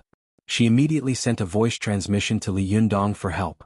"Li Yundong, this table has indeed been tampered with. With a little strength it will tilt. Your zhenqi is strong. Hold this table in the air so that I can wave it." Li Yundong didn't know how to use voice transmission. Without saying a word, he immediately raised his palms in the air and lifted the table from a few meters away. As soon as Li Yundong's powerful Yuanyang genuine qi surged over, Ziyuan immediately felt a lot more at ease. She breathed a sigh of relief, took back her zhenqi, and began to concentrate on performing the tea art. Zheng Yuming, who was under the stage, saw that Ziyuan's tea table was placed on the tea table as stable as Mount Tai. He suddenly widened his eyes and looked at the host. The host was also stunned and made an innocent gesture, indicating that he had indeed done it. Only Zhong Qingsong, who was next to Zheng Yuming, saw the clues. He smiled slightly and walked toward Li Yundong. When he walked up to Li Yundong, he secretly used qi and slapped Li Yundong with his palm, saying, "Jinren Li, shall we shake hands?" Li Yundong was shocked and had to secretly withdraw his zhenqi. He turned around and slapped the other party's palm. With a bang, the two of them shook hands and immediately froze in place like stone statues. Go to CNET. Kai 98 when 1 Shui 0 Net 6 at this time, without the support of Li Yundong's zhenqi, the tea table suddenly tilted. Ziyuan was quick to react. Zhenqi immediately gushed out of her body and supported the tea table again. At the same time she sent a voice transmission to Ruan Hongling, "Hongling, help, hurry up." Seeing that Zhong Qingsong was coming to make trouble for Li Yundong, Ruan Hongling immediately gritted her teeth. The zhenqi in her body gushed out and supported the tea table. However, her zhenqi was not strong enough, and she couldn't hold it a few meters away. Su Chan, who was beside her, saw that the situation was not good. She didn't care that she didn't deal with Ruan Hongling, so she immediately drove the zhenqi in her body to help. The two of them worked together to support the tea table. The secret battle on and off the stage only happened in the blink of an eye. The surrounding audience, even the cameras staring at the tea table, did not notice anything unusual. Only Lin Xueqing saw that Li Yundong and her master were secretly competing with zhenqi and internal qi. She frowned and walked over to separate the two of them. But when Li Yundong saw her coming over, he thought that Lin Xueqing also wanted to take advantage of the situation. He was angry in his heart. He snorted coldly and slapped Lin Xueqing with his other hand. Lin Xueqing was shocked and immediately fought back. Li Yundong turned his wrist and firmly clasped the other's wrist with his 5 fingers. Lin Xueqing did not show any weakness. She also turned her wrist, and her 5 fingers were like steel cables on Li Yundong's wrist. For a moment, Li Yundong was holding Lin Xueqing and Zhong Qingsong by himself. Zhong Qingsong was shocked to see that Li Yundong still had the strength to start another battle and drag Lin Xueqing into it when he was competing with his zhenqi with all his strength. He was shocked and horrified. Lin Xueqing was also shocked, but she was also unconvinced. She drove the pure yin qi in her body and Zhong Qingsong's pure yang qi to attack Li Yundong from both sides. Li Yundong only felt that half of his body was in a world of ice and snow, and the other half was in the scorching sun. Could be said that he was in a world of ice and fire. He took a deep breath and urged the majestic and vigorous Jindan's qi in his body to attack Zhong Qingsong and Lin Xueqing's bodies from the left and right. It was as if he was fighting with the zhenqi of the two at the same time. For a moment he was not at a disadvantage. The three of them were fighting with their zhenqi. After a while, a line of white qi rose from the top of Li Yundong's head. At first it was like a gossamer, but after a while, it rose and became as thick as a finger. Zhong Qingsong's face became redder and redder, like a drunken Guanyu, while Lin Xueqing's face became paler and paler, like a thin piece of paper. Not long after, the three of them's abnormality was noticed by the surrounding audience, and they immediately began to talk about it. For a moment, whispers and whispers could be heard from below the stage, and more people's gazes were directed towards the three of them. Ziyuan saw that the white qi above Li Yundong's head was becoming more and more vigorous, thicker and thicker, and it was condensed into the sky. She held the teapot in one hand and pressed the lid of the teapot with the other. She said in a clear voice, "Since Lin Xueqing has let everyone see the real 3 nods of the phoenix, today I will let everyone see the long-lost 8 immortals crossing the sea together." Ziyuan's voice was bright and soft, attracting the attention of the audience again. Ziyuan suddenly opened the lid of the teapot and grabbed the void in the air. The zhenqi in her body suddenly surged out and grabbed the white qi rising from the top of Li Yundong's head.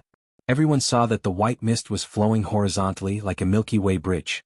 Ziyuan held the teapot in her hand and quickly completed the 3 nods of the phoenix. Then, at a speed that was difficult to see with the naked eye, she used her 5 fingers as a pen. Her fingers flew up and down, quickly drawing and carving on the condensed mist in the air. After a while Ziyuan pecked, carved, painted, twisted, held, pinched and cut. After a while, she drew an old man riding on the back of a donkey in the air, holding a wooden stick with a gourd hanging on it. She took a picture of him in the camera and then projected it on the plasma screen. His smile was lifelike. It was Zhang Guolao, one of the 8 immortals, riding a donkey upside down. At this time, both the referee on the stage and the audience were in an uproar. They were so shocked that they couldn't control themselves. After Ziyuan finished drawing Zhang Guolao riding a donkey upside down, she turned her wrist and began to draw another character. After a while, everyone saw a middle-aged man with a bare chest and an iron crutch in his hand. It was Iron Crutch Li. At this time, everyone was already stunned. They saw Ziyuan's fingers on the stage instantly draw a lifelike immortal from the illusory white qi. Her methods were like a miracle and she was as elegant as a fairy. Later, Ziyuan's hands flew left and right, drawing Han Zhongli, Lan Caihe, He Xinggu, Lu Dongbin, Han Xiangzi and Chao Guijie one by one. For a time, everyone could see the 8 immortals in the White Qi River in different postures. They were riding the clouds and the mist as if they were going to cross the sea. Especially at this time it was daytime. When the sun shone on the Qi River, it suddenly reflected light and formed a long line. It was really like an immortal descending to the world, dazzling everyone. At this time, there was another exclamation from the audience and everyone was dumbfounded. After Ziyuan finished drawing all the 8 immortals, she suddenly rolled up her sleeves gracefully and gently with one hand. Her other hand was like Buddha picking flowers. With a flick of her finger, she gently plucked the lifelike Zhang Guolao out of the long river of white qi. Then, with a flip of her wrist, she held one of the teacups in front of the tea tray. Suddenly, Zhang Guolao stayed on the cup of tea and did not dissipate for a while.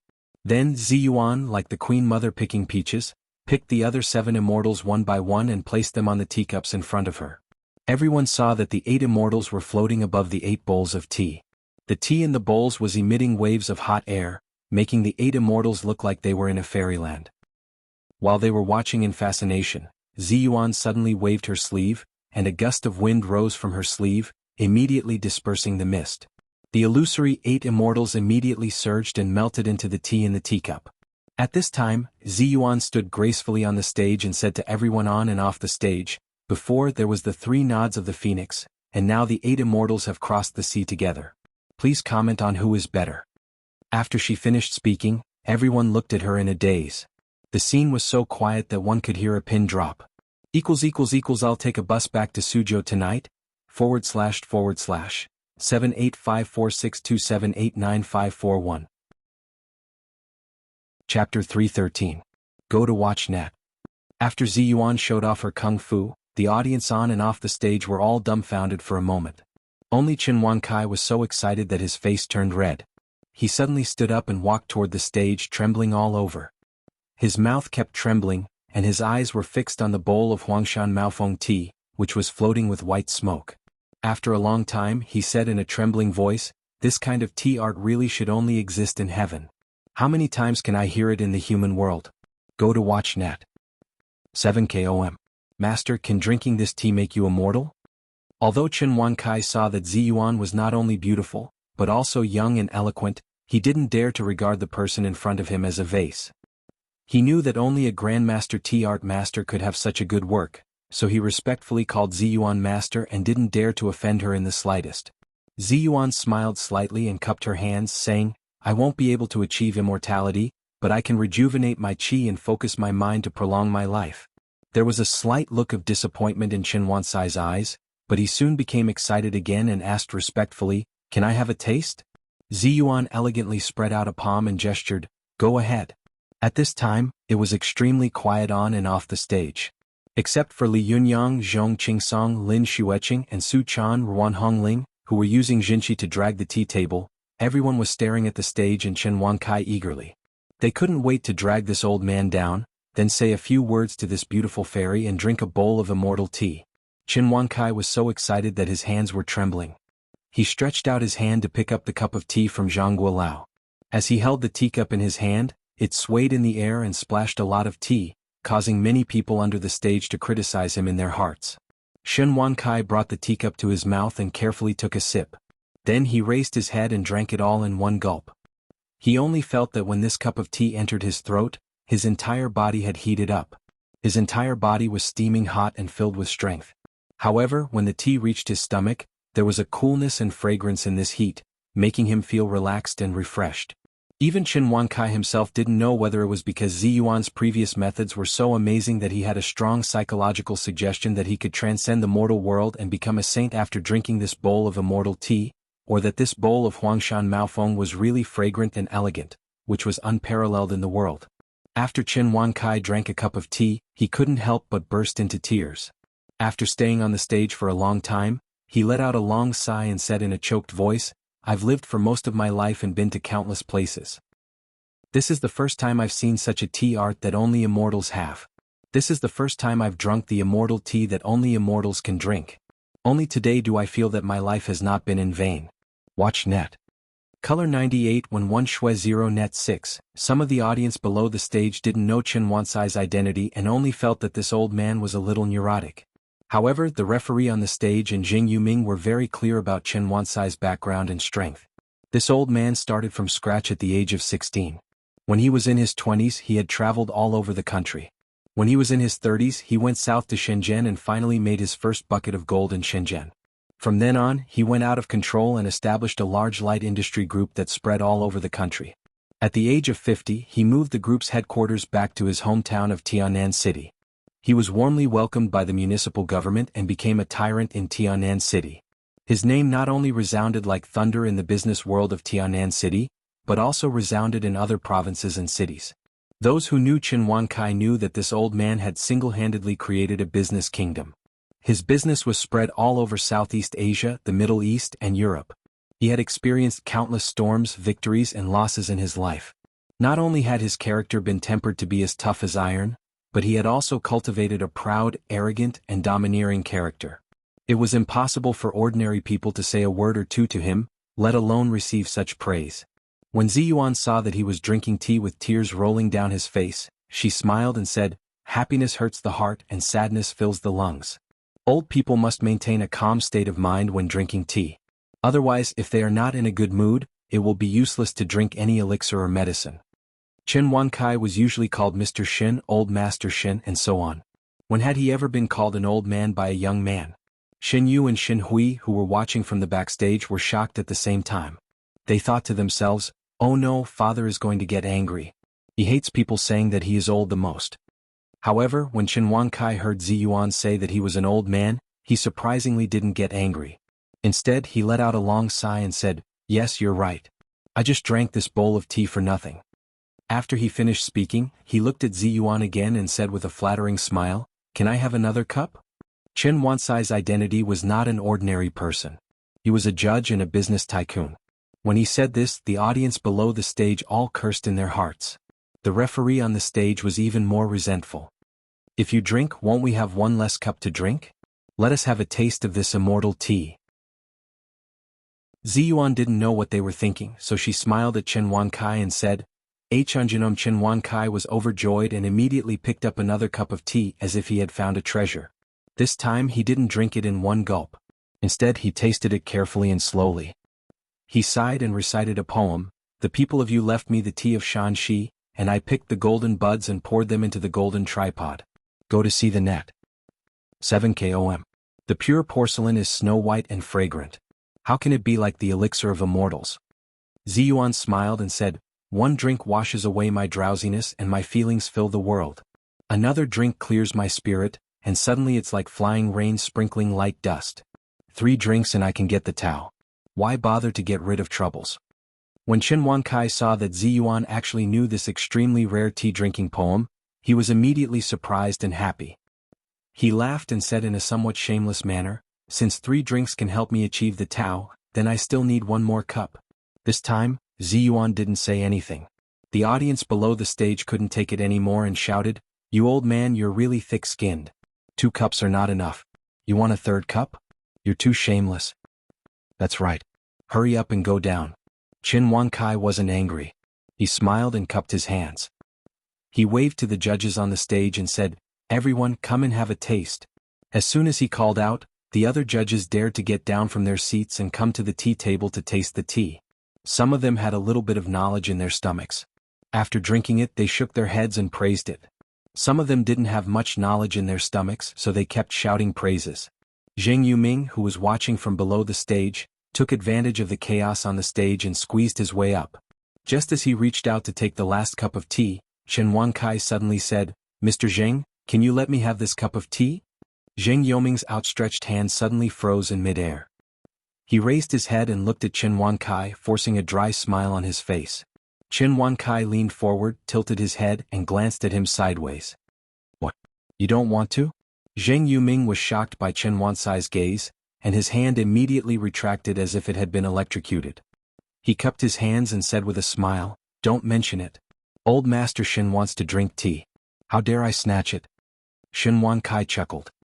He turned his head and looked at the other judges. "Do you have any objections?" He seemed to be asking, but these people didn't dare to say no. They shook their heads one after another and flattered him, "We are just half immortals who have drunk 2 cups of tea. Old Master Shin, you have drunk 3 cups in a row, so you are an immortal. Instead of having one more half immortal, it is better to have one more immortal. We can also follow the chickens and dogs to heaven together." Qin Wankai laughed and said, "I'm not an immortal." He pointed at Ziyuan and said, "This is an immortal." As he said this, he cupped his hands and bowed to Ziyuan, then picked up the teacup and said loudly to the audience below the stage, "Since everyone wants me to drink, I will drink it." Seeing that the old man was so thick-skinned, the audience laughed and scolded him one after another. Chen Wankai didn't care what they said. He raised his head and drank the third cup in one gulp. The other people on the stage looked at him and saw that his cup was as clean as if it had been washed. There was not a drop of tea left. Although they were smiling, they felt lost in their hearts. Zheng Yuming in particular, looked at the empty teacup and thought to himself, as the organizer of such a tea culture and art competition, I can't even drink a sip of this immortal tea. What's going on? Seeing that Chen Wankai had finished drinking, Ziyuan smiled and said, "Since the tea has been drunk, please comment on who is in first place?" After she said this, Zheng Yuming suddenly shivered and hurriedly winked at Chen Wankai. However, Chen Wankai acted as if he hadn't seen it. After drinking 3 bowls of tea, he calmed down again. He looked at Ziyuan with interest and suddenly asked, "Why didn't you ask me this question first when I was about to drink the 3rd bowl of tea just now? If you had asked me at that time, I would have definitely said that you were first. Aren't you afraid that I will change my mind now that I have finished drinking the tea?" Ziyuan smiled faintly and said, "Justice is in the hearts of the people. If you can speak against your conscience, then this immortal tea will become ordinary water. Even if you have become an immortal, you will become immortal. As the saying goes, Jinren doesn't lie. That's exactly what I mean." Chen Wankai laughed, clapped his hands and said loudly, "Well said. You will definitely be first. If you don't get first place, I, Chen Wankai, will be the first to disagree." As soon as he spoke, the other judges who were looking at him eagerly also said, "Ziyuan should be first." Zheng Yoming's legs and stomach trembled when he heard this, and his face turned ashen. He was so angry in his heart that he thought, "You old B***starred, how can you be so generous with my money? This is a competition held by me and I paid for the prize money. In the end, I didn't even get a sip of the immortal tea, but I have to pay 2 million yuan? What kind of F***king logic is this?" Zheng Yuming burst into tears in his heart. He felt that this was the most tragic thing in the world, but the most tragic thing was that he actually had to pretend to smile and then loudly announce that Ziyuan was the first in the competition. What kind of world was this? Was there any justice? Was there any law? However, Zheng Yuming was not a simple person. The moment his face froze, he immediately squeezed out a smile. Then, with a look of joy and honor, he said loudly, "Congratulations to Miss Ziyuan and her contestant, Huangshan Maofeng, for winning the first place in the competition." Seeing this, Su Chan and Ruan Hongling couldn't help but sigh. They only felt that this person was thick-skinned and changed his expression so quickly, which was really rare in the world. As soon as Zheng Yuming announced the result loudly on the stage, there was a burst of thunderous cheers from the audience. In this burst of cheers, the winner of the competition between Li Yundong, Zhong Qingsong, and Lin Xueqing was suddenly decided. Li Yundong was fighting 1 against 2, but he was not at a disadvantage at all. Although Zhong Qingsong and Lin Xueqing were both in the yang spirit yuanying phase, the Jinqi in their bodies was not comparable to Li Yundong's Jindan's qi, so they were suppressed by him. Li Yundong was secretly fighting with the 2 of them, but at the same time he was listening in all directions. When he heard that Ziyuan had won the first place, he immediately felt relieved. He didn't want to quarrel with the 2 of them in front of everyone, so he said, "The winner has been decided on the stage. Do we have to see life and death before we stop?" At this time, Zhong Qingsong and Lin Xueqing had used all their strength to resist Li Yundong's magnificent Jinqi. They were in a state of full concentration. Not to mention speaking, it was extremely difficult for them to even move their eyes. However, they saw that Li Yundong could still speak in the situation of 1 against 2. His voice was as clear as usual. They were suddenly shocked. Li Yundong looks like he is only 20 years old. Why is the Jinqi in his body so strong? How can he still have the strength to speak when fighting 1 against 2? Even if he had started cultivating in his mother's womb, he could never have cultivated to such a level. Starting from tomorrow at 3 o'clock a day, and then until the 30th, 7 days, // 785462789541. Chapter 314. Go to watch net. Li Yundong saw the fear in their eyes, so he said, "If this goes on, both sides will definitely suffer. In public, no one can get away with it. Why don't we each take a step back? What do you think?" As he spoke, he withdrew a little Jinqi. Go to watch net. Kai 98 when 1 Shui 0 net 6. As soon as he withdrew his Jinqi, Zhong Qingsong and Lin Xueqing immediately breathed a sigh of relief, as if the mountain above their heads had been lifted half an inch and they could breathe. They also withdrew a little jinqi. Seeing that they were returning the favor, Li Yundong knew that the two of them didn't want to make a big deal out of this. He tentatively took back some jinqi. The three of them took back a little and I also took back a little. Slowly all three of them took back their jinqi. The three of them stopped. Zhong Qingsong looked at Li Yundong in shock and asked involuntarily, "Who is your master? How did you cultivate such strong and condensed jinqi? It's absolutely impossible for the Fox Zen school to teach you such cultivation kung fu." In the cultivation world, it was taboo to inquire about other people's sects and cultivation methods. Zhong Qingsong's question was very abrupt and rude. If he hadn't been extremely surprised and lost his composure, he would never have said it. Li Yundong's cultivation kung fu had been introduced to him by Su Chan and taught by Zi Yuan. How could he be willing to tell them his secret? He just glanced at Zhong Qingsong and said lightly, "I don't have a master." Zhong Qingsong naturally didn't believe it, but he couldn't do anything to Li Yundong.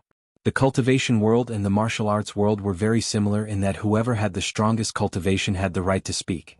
Since ancient times, there had been no first place in literature and no second place in martial arts. If scholars wanted to compete, they would bicker for hundreds of years and still not be able to tell who was better. However, the cultivation world was not like this. If anyone was not convinced, they could fight until they were convinced. No matter what, there would be a first place and a second place. Why was the Jingyi school strong? Because the predecessor of Jingyi school was the Five Pecks of Rice sect founded by Zhang Ling. This sect had flourished since the Han Dynasty and the Three Kingdoms period. Each generation was more capable than the last, and it had more than 100,000 disciples. During the period of Emperor Jinzong of the Song Dynasty, the emperor summoned Zhang Jingsui, the Taoist master of Jingyi school, and from then on established the supreme position of Jingyi school as the leader of the Holy Land of the Three Mountains. The cultivation sects in the world knew that they were no match for the Jingyi school alone. Therefore, they created a loose organization of the six sects in an attempt to resist the expansion of the Jingyi school. The strength that Li Yundong had shown at this time really frightened Zhong Qingsong of the Pine Valley Cottage in Mount Huangshan. He felt that his Pine Valley Cottage was not a big sect like the Jingyi school, and it was not even as good as any of the six sects. Although his sect controlled the tea garden business near Mount Huangshan and had some money, when it came to fighting, only Zhong Qingsong and Lin Xueqing could fight. The others were just bystanders. Lin Xueqing was also clear about this. She was already convinced by Li Yundong's kung fu. She thought to herself, no wonder he could repel so many people from the six great sects alone. I thought most of the people from the six great sects were idiots. Now it seems that Li Yundong really has his own uniqueness. But even though she thought this in her heart, she refused to admit it. She didn't dare to make trouble for Li Yundong again, but she glanced at Zi Yuan in the arena. Go to the watch net. 7 km. At this time, the situation on the arena had been decided. The MC was about to give Zi Yuan the award when Lin Xueqing suddenly shouted, "I don't accept it." Everyone present heard her loud shout clearly, and for a moment, everyone's gaze turned towards her. Lin Xueqing was not afraid. She jumped into the arena, pointed at Zi Yuan with one hand and said loudly, "I don't accept it. I didn't lose to you but to him." As she said this, she pointed at Li Yundong. Everyone's eyes turned to Li Yundong in unison, and they were puzzled. They didn't understand why Lin Xueqing said that she had lost to someone who was not participating in the competition, and not to someone who was participating in the competition on the stage. Chen Wankai, who was on the stage, frowned, and there was a thoughtful expression on his face. Some people couldn't understand this, so they all booed. If you lose, you have to admit it. If you can't afford to lose, don't participate in the competition. Lin Xueqing had been spoiled by her master for many years, so she had never been humiliated like this. Her face turned red for a moment and she said loudly, "If it weren't for Li Jinren." Before she could say the words Li Jinren, Zhong Qingsong suddenly shouted and interrupted her. "Qing'er, shut up." His loud shout made everyone's ears buzz and they felt a sharp pain. Everyone unconsciously covered their ears and grimaced in pain. Zhong Qingsong jumped onto the stage, glared at her sternly and said in a low voice, "Don't you think you've caused enough trouble? Come with me." After that, he bowed slightly to Chen Wankai and Zheng Yuming on the stage to express his apology, and then dragged Lin Xueqing off the stage. When everyone saw that Lin Xueqing had been taken away by Zhong Qingsong, they also ridiculed and added insult to injury. Zheng Yuming saw that they didn't have time to collect the prize money and trophy for the second place. He was sad but also a little happy. Now I can save some prize money? At this time, the attention of the audience shifted from Li Yundong back to Ziyuan on the stage. They didn't know that Li Yundong, Zhong Qingsong, and Lin Xueqing had secretly carried out a thrilling and fierce battle. Some people who were closer to them only saw the three of them shake hands for a while, and then let go of each other. They didn't know that so many things had happened. Not long after, the host and the MC began to award certificates and bonuses to the winners. 2 million was a huge sum of money. Naturally, it could not be in cash, and it was also impossible to write a check on the spot. Therefore, a symbolic giant cardboard was drawn on it, with the number 2 million written on it. When Ziyuan received the award on the stage, she still looked calm. Especially after she received the award and stepped off the stage, Ruan Hongling and Su Chan saw that they no longer needed to spend jinqi to support the tea table, so they withdrew their jinqi at the same time. The tea table collapsed with a loud bang. Watch net. For a moment, there was another uproar under the stage. Some people saw that as soon as Ziyuan left the stage, the tea table collapsed with a loud bang, and the teapot and teacups were smashed into pieces. It was as if as soon as the tea fairy left, the tea table and teapot no longer needed to stay in the world, lest they dirty themselves. Everyone was so excited that they began to talk about Ziyuan, and some people even focused on the background of Ziyuan. Qin Wankai, who was on the stage, stared at Ziyuan. He saw that when Ziyuan walked to Li Yundong and the others, she was talking with him very closely, and there was a rare smile on her face. Obviously she was very close to this man. Qin Wankai was shocked. Is this boy Ziyuan's boyfriend? Who is he to be worthy of such a fairy-like figure? Qin Wankai cast a meaningful glance at Li Yundong. He wanted to go up and talk to him, but the occasion was not right. There were too many people, so he resisted the idea and walked off the stage. As soon as he reached the backstage, he saw Xin Yu and Xin Hui, who had been waiting impatiently, surrounding him. Xin Yu couldn't wait to say, "Dad, why did you give the first place to that guy? Didn't I tell you already?" Qin Wankai glanced at his son and asked calmly, "Oh? Why can't I give it to that guy?" Xin Yu waved his hands and said loudly, "That woman is in cahoots with that bastard Li Yundong." Qin Wankai was secretly unhappy, but he still didn't show his emotions. He asked, "Who is Li Yundong? How did he offend you?" Xin Hui wanted to add fuel to the fire, but she was keenly aware that her father seemed to be a little unhappy, so she cleverly closed her mouth again. Only Xin Yu didn't notice it at all. He still said loudly, "It's the bastard who stole my woman." Qin Wansai's face was as dark as water. He nodded and said non-committally, "Well, I see. Come with me." As he spoke, he walked forward.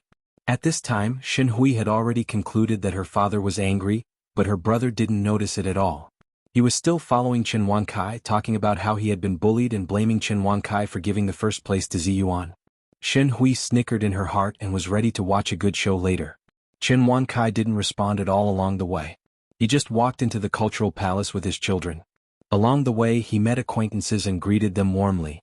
When he came to a spacious office, he waited for Xin Yu and Xin Hui to enter the door and said in a deep voice, "Go close the door."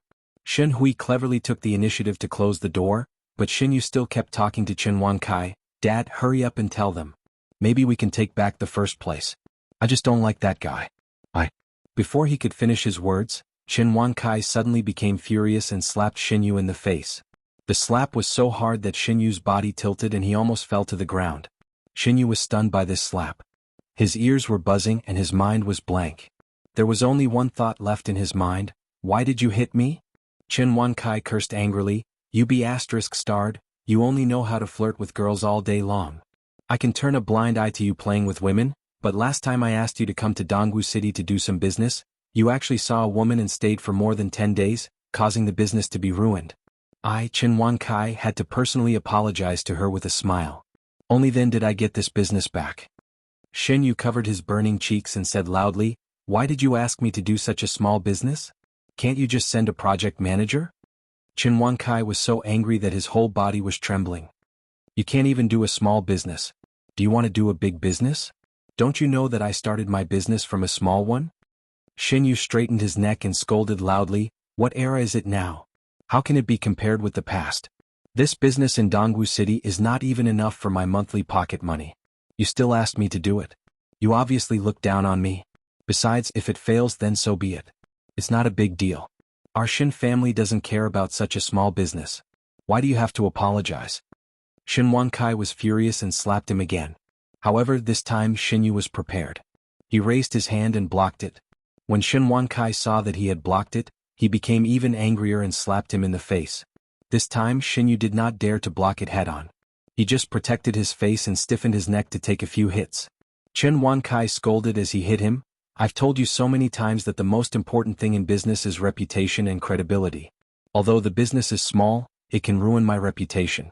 Do you know how much effort it will take for me to make up for it with just one sentence from you?" He was old and he was so angry that he was panting for a moment.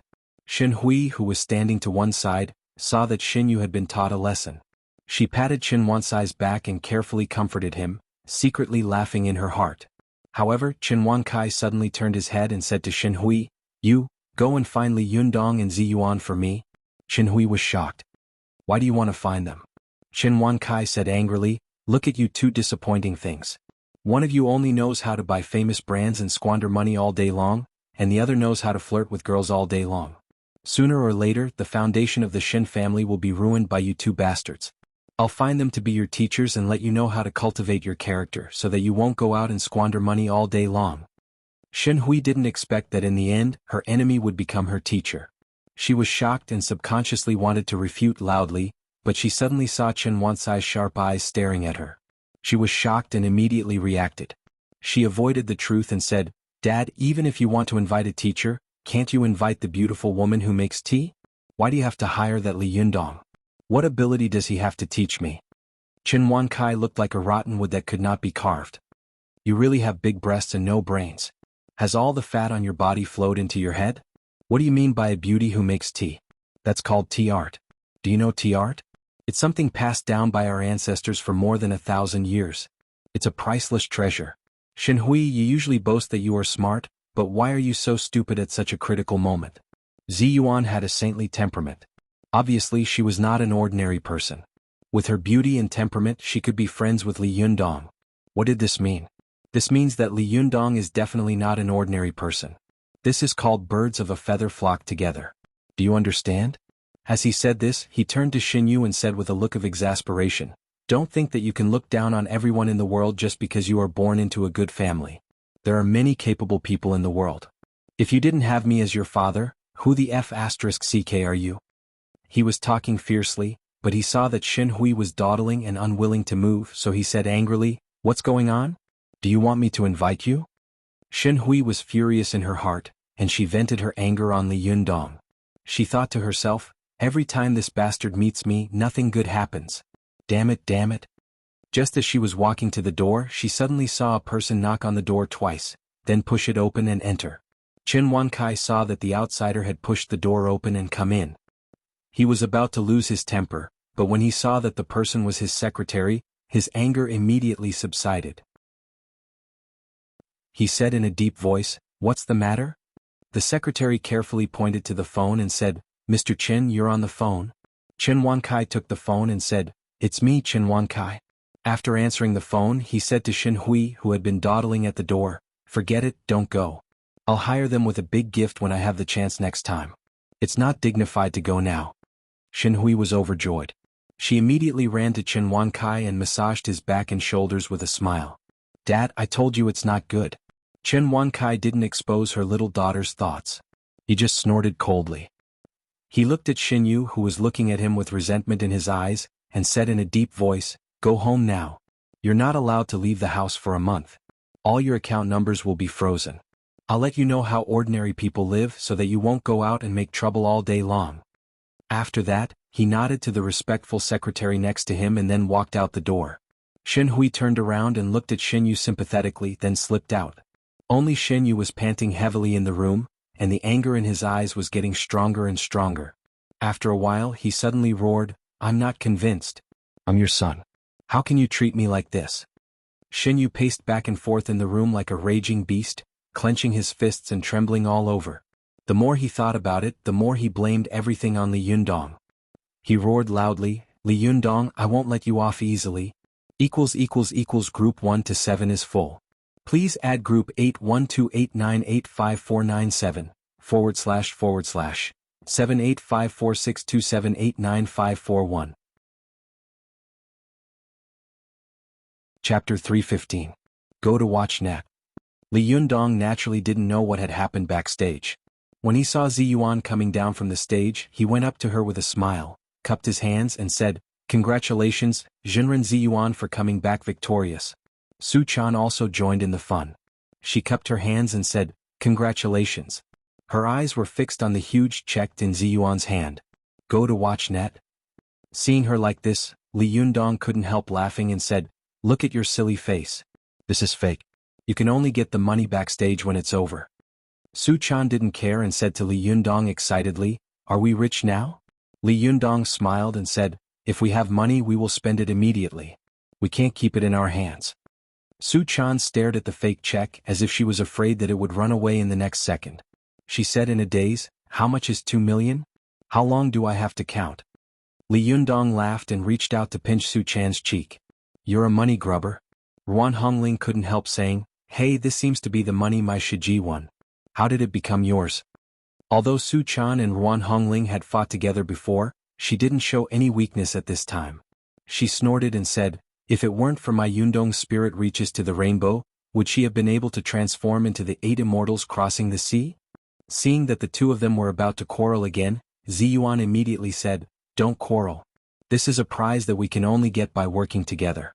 We can't get it without any one of us." Ruan Hongling and Su Chan looked at each other, snorted and turned their heads away. Zhou Qin was quick-witted.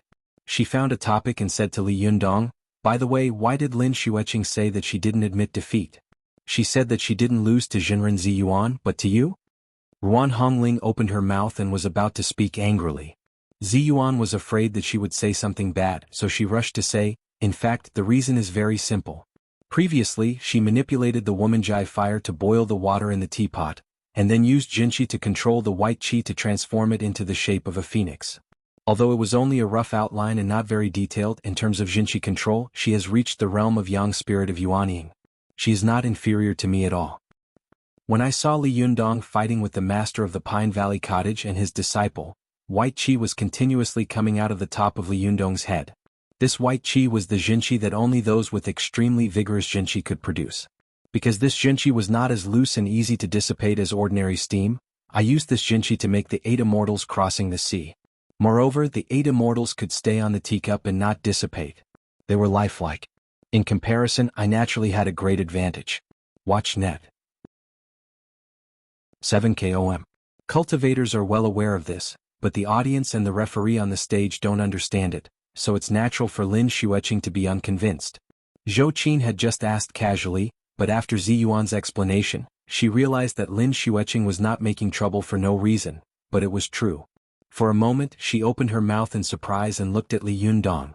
When Li Yundong saw her looking over, he said with a smile, "In fact, if Jinren Ziyuan's control of Jinchi was not exquisite, no matter how vigorous my Jinchi was, it would be useless." Zhou Qin looked at Ziyuan and then at Li Yundong, secretly admiring and envious of them. Seeing that Li Yundong and Ziyuan were praising each other, Ruan Hongling couldn't help but say, "Well, you two don't have to flatter each other. It's so disgusting." Ziyuan glared at Ruan Hongling and said angrily, "Hongling, you're getting more and more outrageous." Li Yundong coughed dryly and changed the topic. "I wonder when we can get the money later?" Su Chan also laughed and said coquettishly, "You still say that I'm a miser? You are a big miser." Li Yundong pretended to be angry and glared at Su Chan. "If I wasn't a miser, how could I afford to raise you?" They chatted and laughed. After waiting for more than 10 minutes, someone came over to inform them to go to the venue to collect the bonus. Li Yundong and the others were all overjoyed and all of them were beaming with joy. Su Chan was smiling so much that her eyebrows and eyes were almost squeezed together. Even Ziyuan was smiling. But when Li Yundong and the others arrived at the venue, they didn't see Zheng Yuming and the others. Instead, a hot female secretary appeared and handed them a check with a smile. Li Yundong took the check and saw that there was only 800,000 on it. He immediately raised his head and asked in confusion, "Why only 800,000? Shouldn't it be 2 million? The female secretary said, "Yes, 2 million is before tax. After tax it should actually be 1.6 million. At present, Mr. Zheng is a little short on cash, so he only has 800,000 funds. As for the other part of the funds, Mr. Zheng means to use the goods on hand to replace it." "Goods?" Li Yundong was surprised and said with a strange expression, "What goods? Why does it look like a mafia transaction?" Can other goods be used to pay off the debt? The female secretary said, there's nothing we can do. All the money that Chief Zheng can take out is here. This was the original plan. We didn't expect that an individual representative would win first place. The other large tea companies can also sell our goods quickly and exchange them for cash, so the other companies know about this. It's just that you guys, only then did Li Yundong understand. Oh my god, there were unspoken rules before the competition, and after winning first place, there was still unspoken rules. If *CK this works too? Li Yundong was going crazy. He couldn't help but ask angrily, where can we buy so many tea leaves? The female secretary, there's no other way. This is the current situation. You can also choose to give up these tea leaves, but we will regard it as you automatically giving up the reward. Watch net. Ruan Hongling said angrily, this is fraud. Li Yundong suppressed his anger and said, aren't you afraid that we'll sue you? The female secretary pretended to be pitiful. We didn't want this either. The company didn't expect such a situation to happen. However, everyone knows this in their hearts. Who could have predicted that you would win the championship? Li Yundong said angrily, so you're blaming us? Seeing his anger, the secretary took a step back in fright and quickly waved her hand. I didn't mean that. Zhou Qin, who was standing to one side, suddenly said, what are you going to replace it with? Hearing her speak, the secretary felt as if she had been pardoned. She quickly said, of course, the best Tiguanyin tea. Zhou Qin thought for a moment and said to Li Yundong in a low voice, Zheng Yuming was able to get out of Lu Miaomiao's case, so he must have some official background. It's useless for us to sue them. It's better to take these things and think of another way. Li Yundong also asked in a low voice, do you have any ideas? Zhou Qin said in a low voice, there is a way. Li Yundong nodded and said decisively, well, I believe you. Let's do it this way. He said to the female secretary, okay, I promise you, but you have to write a contract. Otherwise, what if you deny it when the time comes? The female secretary said, of course. Even if you didn't say it, we would have signed a contract with you. As she said this, she waved to a staff member not far away and handed over 2 contracts. Li Yundong took them and handed them to Zhou Qin without looking at them. Zhou Qin carefully looked through the 2 contracts, then handed them back to Li Yundong and nodded. Li Yundong began to sign his name on the contract, but when he filled in the place of delivery, he was worried again. He couldn't help looking at Zhou Qin and asking, where should I fill in this place? Zhou Qin thought for a moment, then said to the female secretary, can you send goods from another place? The female secretary looked hesitant. Another place? Where? Zhou Qin said, Dongwu City? When the female secretary heard this, she quickly shook her head like a rattle. No, it's too far. Zhou Qin didn't stand on ceremony and said, do you want us to drag so many tea leaves back? We all know how unscrupulous you are in this matter. Since we have chosen to make concessions, shouldn't you also make concessions appropriately? Otherwise we might as well break up. If we expose this matter, no one will end up well. The female secretary saw that Zhou Qin was like a lady from a noble family, and her words were even sharper. She didn't dare to neglect them and quickly said with a smile, I'll go and ask Mr. Zheng. She walked to the side and made a phone call to ask in a low voice. Then she came over and said with a smile, Mr. Zheng said it's okay. If it's a different place, then it's a different place. The goods will be delivered tomorrow, but we are only responsible for delivering the goods. After arriving at the destination, we are not responsible for moving the goods. Zhou Qin immediately said, okay, that's it. Seeing that the 2 of them had reached an agreement, Li Yundong also readily signed the contract. After the group of people came out of the venue, they looked at each other with different expressions. Su Chan looked resentful. 2 million yuan has suddenly become 800,000 yuan. I hate it. Ruan Hongling also let out a long sigh. Alas, the assets have shrunk too fast. Even inflation can't be so fast. Ziyuan smiled and said, money is just a worldly possession. We cultivators shouldn't care so much about gains and losses. Li Yundong also smiled and said, at least 800,000 yuan is out of thin air. 800,000 yuan is not a small amount. Don't be greedy. Seeing that Li Yundong didn't look worried, Su Chan asked curiously, Yundong, weren't you very angry just now? Why are you so happy now? Li Yundong smiled and said, Zhou Qin said that she has a way, so I believe that she has a way, right? As he said this, he winked at Zhou Qin. Zhou Qin smiled confidently and said, well, there is a way. Li Yundong, Ruan Hongling, and Su Chan couldn't help but ask curiously, what is it? Zhou Qin said, didn't I say before that there are a few storefronts for rent in the commercial street of Dongwu City? We can buy that storefront and make it a high-end tea house. There is a lot of traffic nearby, and most of them are high-end consumer places. There are many white-collar workers going in and out. If we make an elegant and comfortable tea bar, there should be business. In addition, Jinren Ziyuan won first place in this year's tea culture competition. There will definitely be no problem promoting this living advertisement. Li Yundong was a rare genius in cultivation, but when it came to business he was far inferior. Seeing that Zhou Qin had thought things through clearly, he couldn't help but be overjoyed and said, well, I picked up this disciple for free. I'm very happy. I've decided to hold a banquet. Let's go and have a big meal. As soon as he mentioned food, Ruan Hongling laughed and said, Okay, where are we going to eat?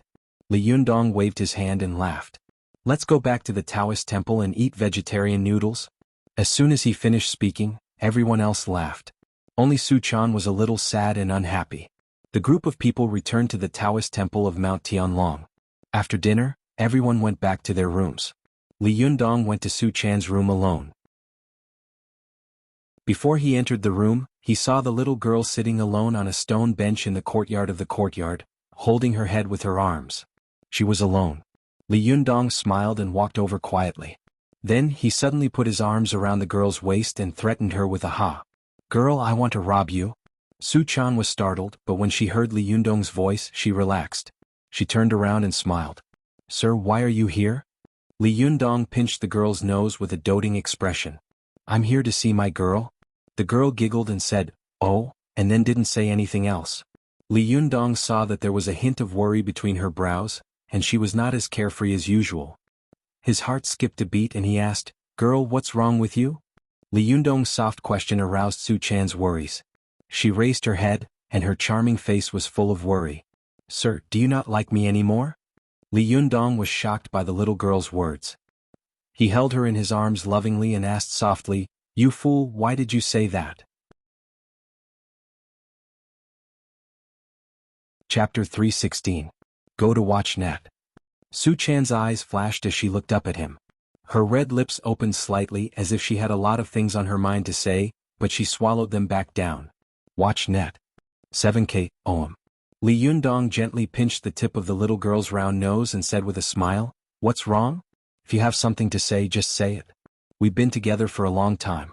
What can't we say? Su Chan was moved by his gentleness. She summoned up her courage and said, Yundong, do you think I'm useless? Li Yundong asked curiously, Why do you say that? Su Chan said in a daze, Sister Ziyuan is very powerful. Not only does she know how to do all kinds of housework, but she is also proficient in the art of tea. Without her this time we couldn't think of a way to get money. Zhou Qin can also help you manage your business and give you advice, but I don't know anything. As the little girl spoke, her eyes were filled with tears of grievance and sadness. Li Yundong felt pity for her. He held the little girl in his arms and said softly, You are really a silly girl. Of course you can do something. The little girl asked with tears in her eyes, What can I do? Li Yundong smiled and said, You will only cause me trouble. Su Chan burst into laughter, but soon she pursed her lips and more tears welled up in her eyes. She choked and said, Since you've said that, I'm really useless. Li Yundong chuckled and hugged her like he was coaxing a child. I'm just kidding. You know a lot of things. Su Chan wiped away her tears. Tell me about it. Li Yundong grabbed the little girl's snow-white hand and pinched it one finger at a time. Look, first of all, you know how to cultivate. Didn't you teach me how to cultivate? You're the one who introduced me to the school. You're my teacher. Just this alone is already very impressive. The little girl looked at him without blinking. When she heard him talking about the past, she felt warm in her heart and was slightly happy. You were so stupid back then, even more stupid than me. You didn't know anything and I was exhausted from teaching you. WatchNet. Li Yundong nodded hurriedly. Yes, I'm the stupidest. If it weren't for you, I might have died of stupidity. Li Yundong suddenly laughed. Do you know how pigs die? Su Chan recalled the joke she had told Li Yundong the first time they had eaten at McDonald's. She immediately giggled and said, I died of stupidity. Li Yundong chuckled and said, Yes, you finally know? You see, I'm so stupid but you still managed to teach me. Don't you feel a sense of accomplishment? Su Chan was delighted at first, but then she pouted and said unhappily, You're so stupid, but you're already so powerful. I'm still at the same place. Isn't that even stupider than you? You lied to me just now. Li Yundong hurriedly coaxed, that's not right. It's precisely because I'm stupid that the clumsy bird has to fly first. You're a dignified fox immortal. Naturally you'll catch up with me after a short nap. Su Chan knew that Li Yundong was saying this to coax her.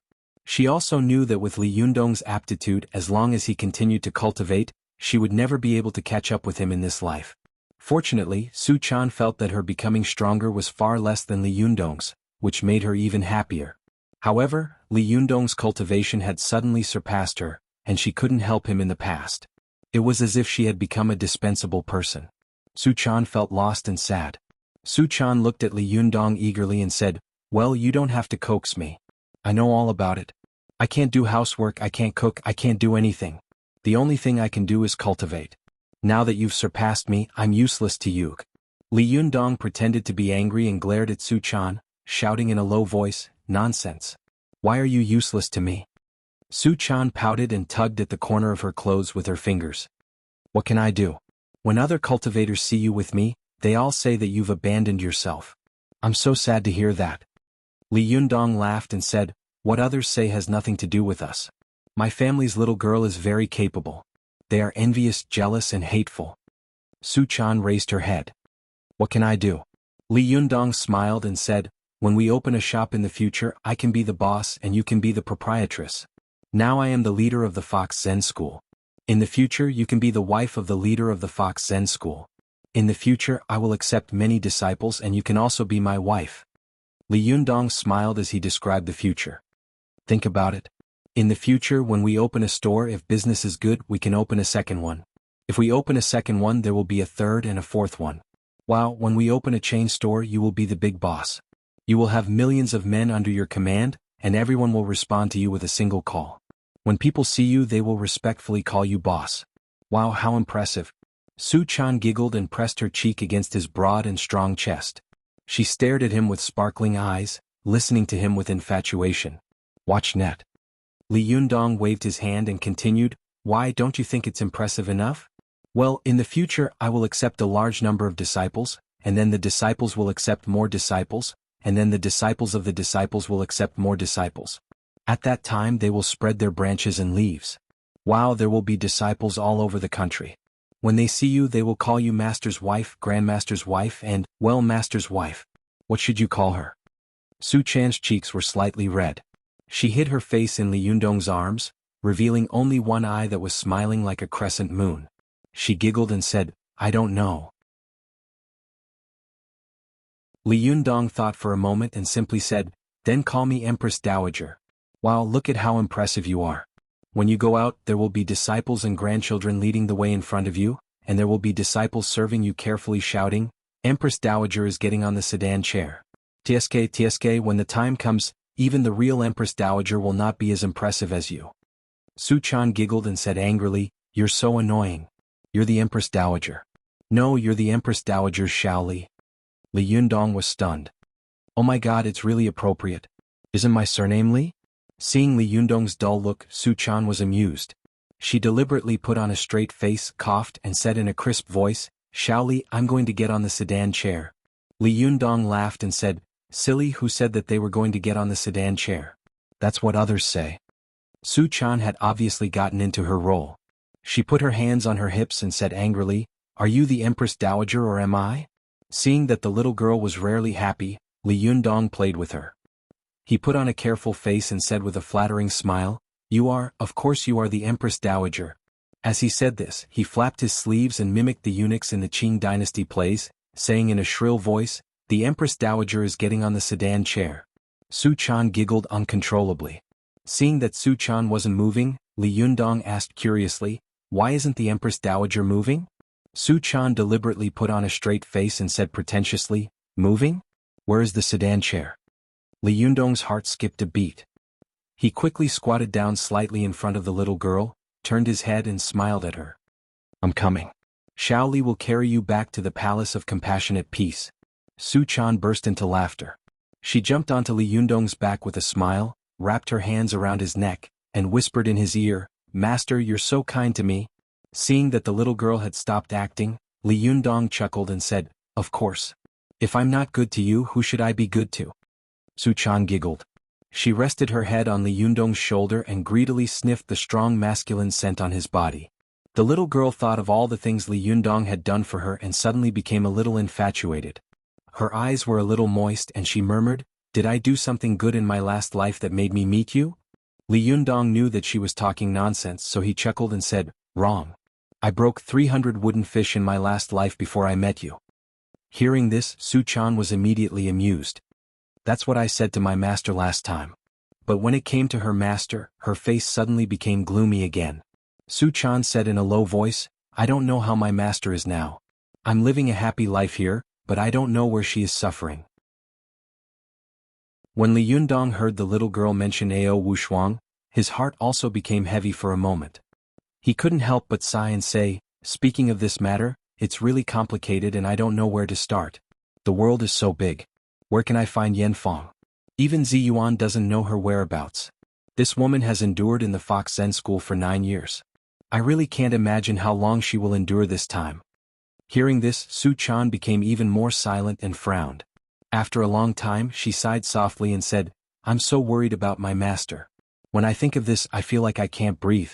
It's so uncomfortable." Li Yundong gently stroked the little girl's head and said, "How about this? I'll ask around. Logically speaking, I am now the leader of the Fox Zen school, and Ao Wushuang is also a senior of the Fox Zen school. Whether it's reasonable or personal, I should rescue her as soon as possible." Su Chan sighed softly and said, "It would be great if someone had cultivated karmic connection." Li Yundong was stunned and said, "Karmic connection? Karmic connection, one of the 5 great Shintong of Buddhism?" As Li Yundong spoke, he suddenly slapped his thigh and said loudly, "Yes, why didn't I think of it?" As he slapped his thigh, Su Chan, who was behind him, suddenly cried out. She covered her leg and complained loudly, "Why did you slap my leg?" Li Yundong hunched Su Chan on his back and said with a smile, Sorry. It's a little inconvenient to slap my own leg in this position, so I had to slap your leg." Su Chan said angrily, "How is it inconvenient? You obviously did it on purpose." She suddenly thought of something and asked, "Do you know about karmic connection?" Li Yundong smiled and said, "Of course I know. According to the Surangama Sutra, there are 5 great Shintong of Buddhism, namely the heavenly eye, the heavenly ear, the heavenly mind, the divine foot, the karmic connection, and the karmic connection. Karmic connection means that one can see through the past karma of all living beings and see the unknown and future." Su Chan looked at Li Yundong and couldn't help sighing. "In the past you didn't know anything. Now I didn't expect you to be so knowledgeable." Li Yundong chuckled and said, "I know a person who can use karmic connection. Maybe he can help you find your master's whereabouts." Su Chan couldn't help being overjoyed and quickly asked, "Who?" Chapter 317. Go to watch net. Su Chan asked ecstatically, but Li Yundong was not in a hurry to answer. Instead he said, "I thought you had been taken away by the monks of Shiyuan Temple, so I rushed to save you, but I didn't expect to let 2 golden snakes go. Do you still remember this? Go to watch net. 7 KOM." Su Chan blinked her eyes and didn't understand why Li Yundong would say that. She said, "I remember, but does this have anything to do with destiny?" Li Yundong smiled and said, "Of course it has something to do with it. I remember that the abbot of Shiyuan Temple once said that he had a disciple who could predict the future. I didn't pay attention at that time, but now that you mentioned it, I remember. Isn't the disciple of the abbot of Shiyuan Temple practicing karmic connection?" Su Chan was overjoyed.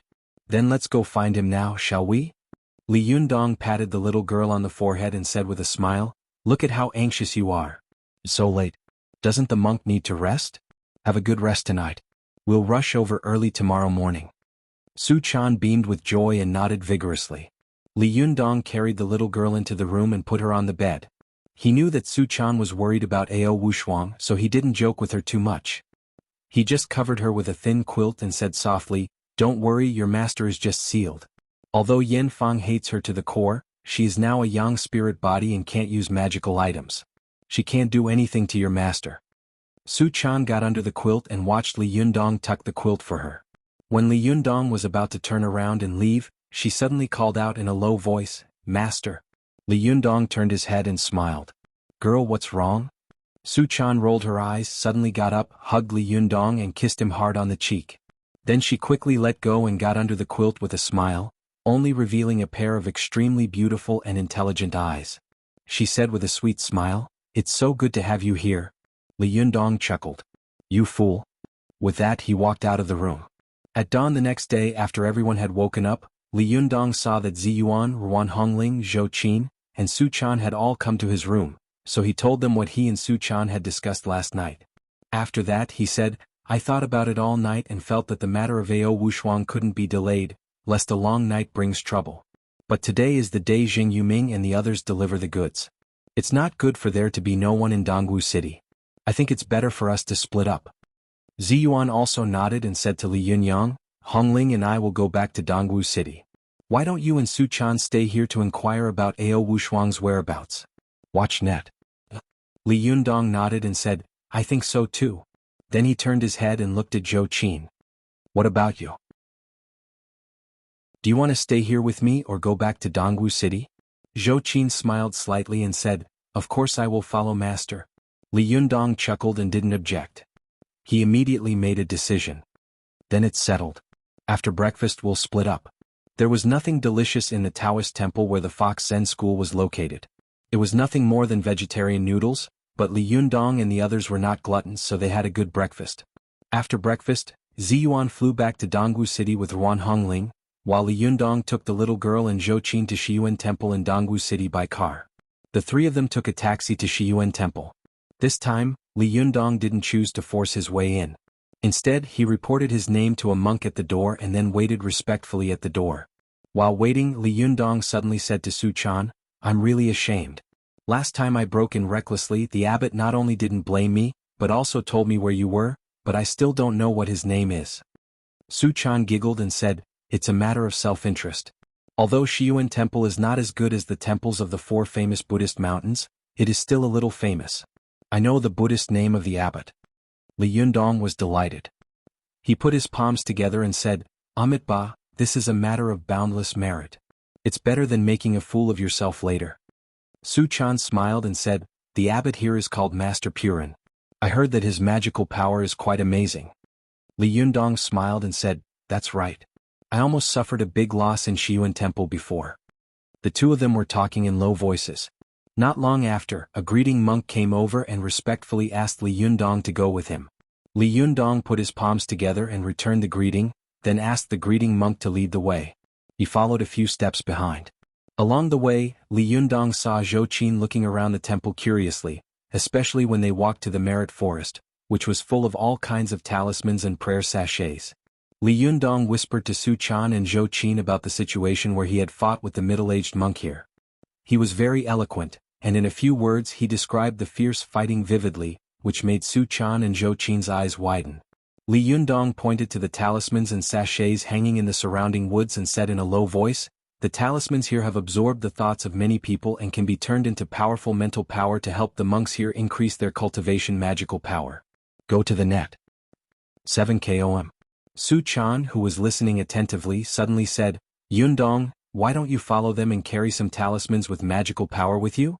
Li Yundong chuckled and said, "Didn't I use the Five Thunders Righteous talisman you gave me last time?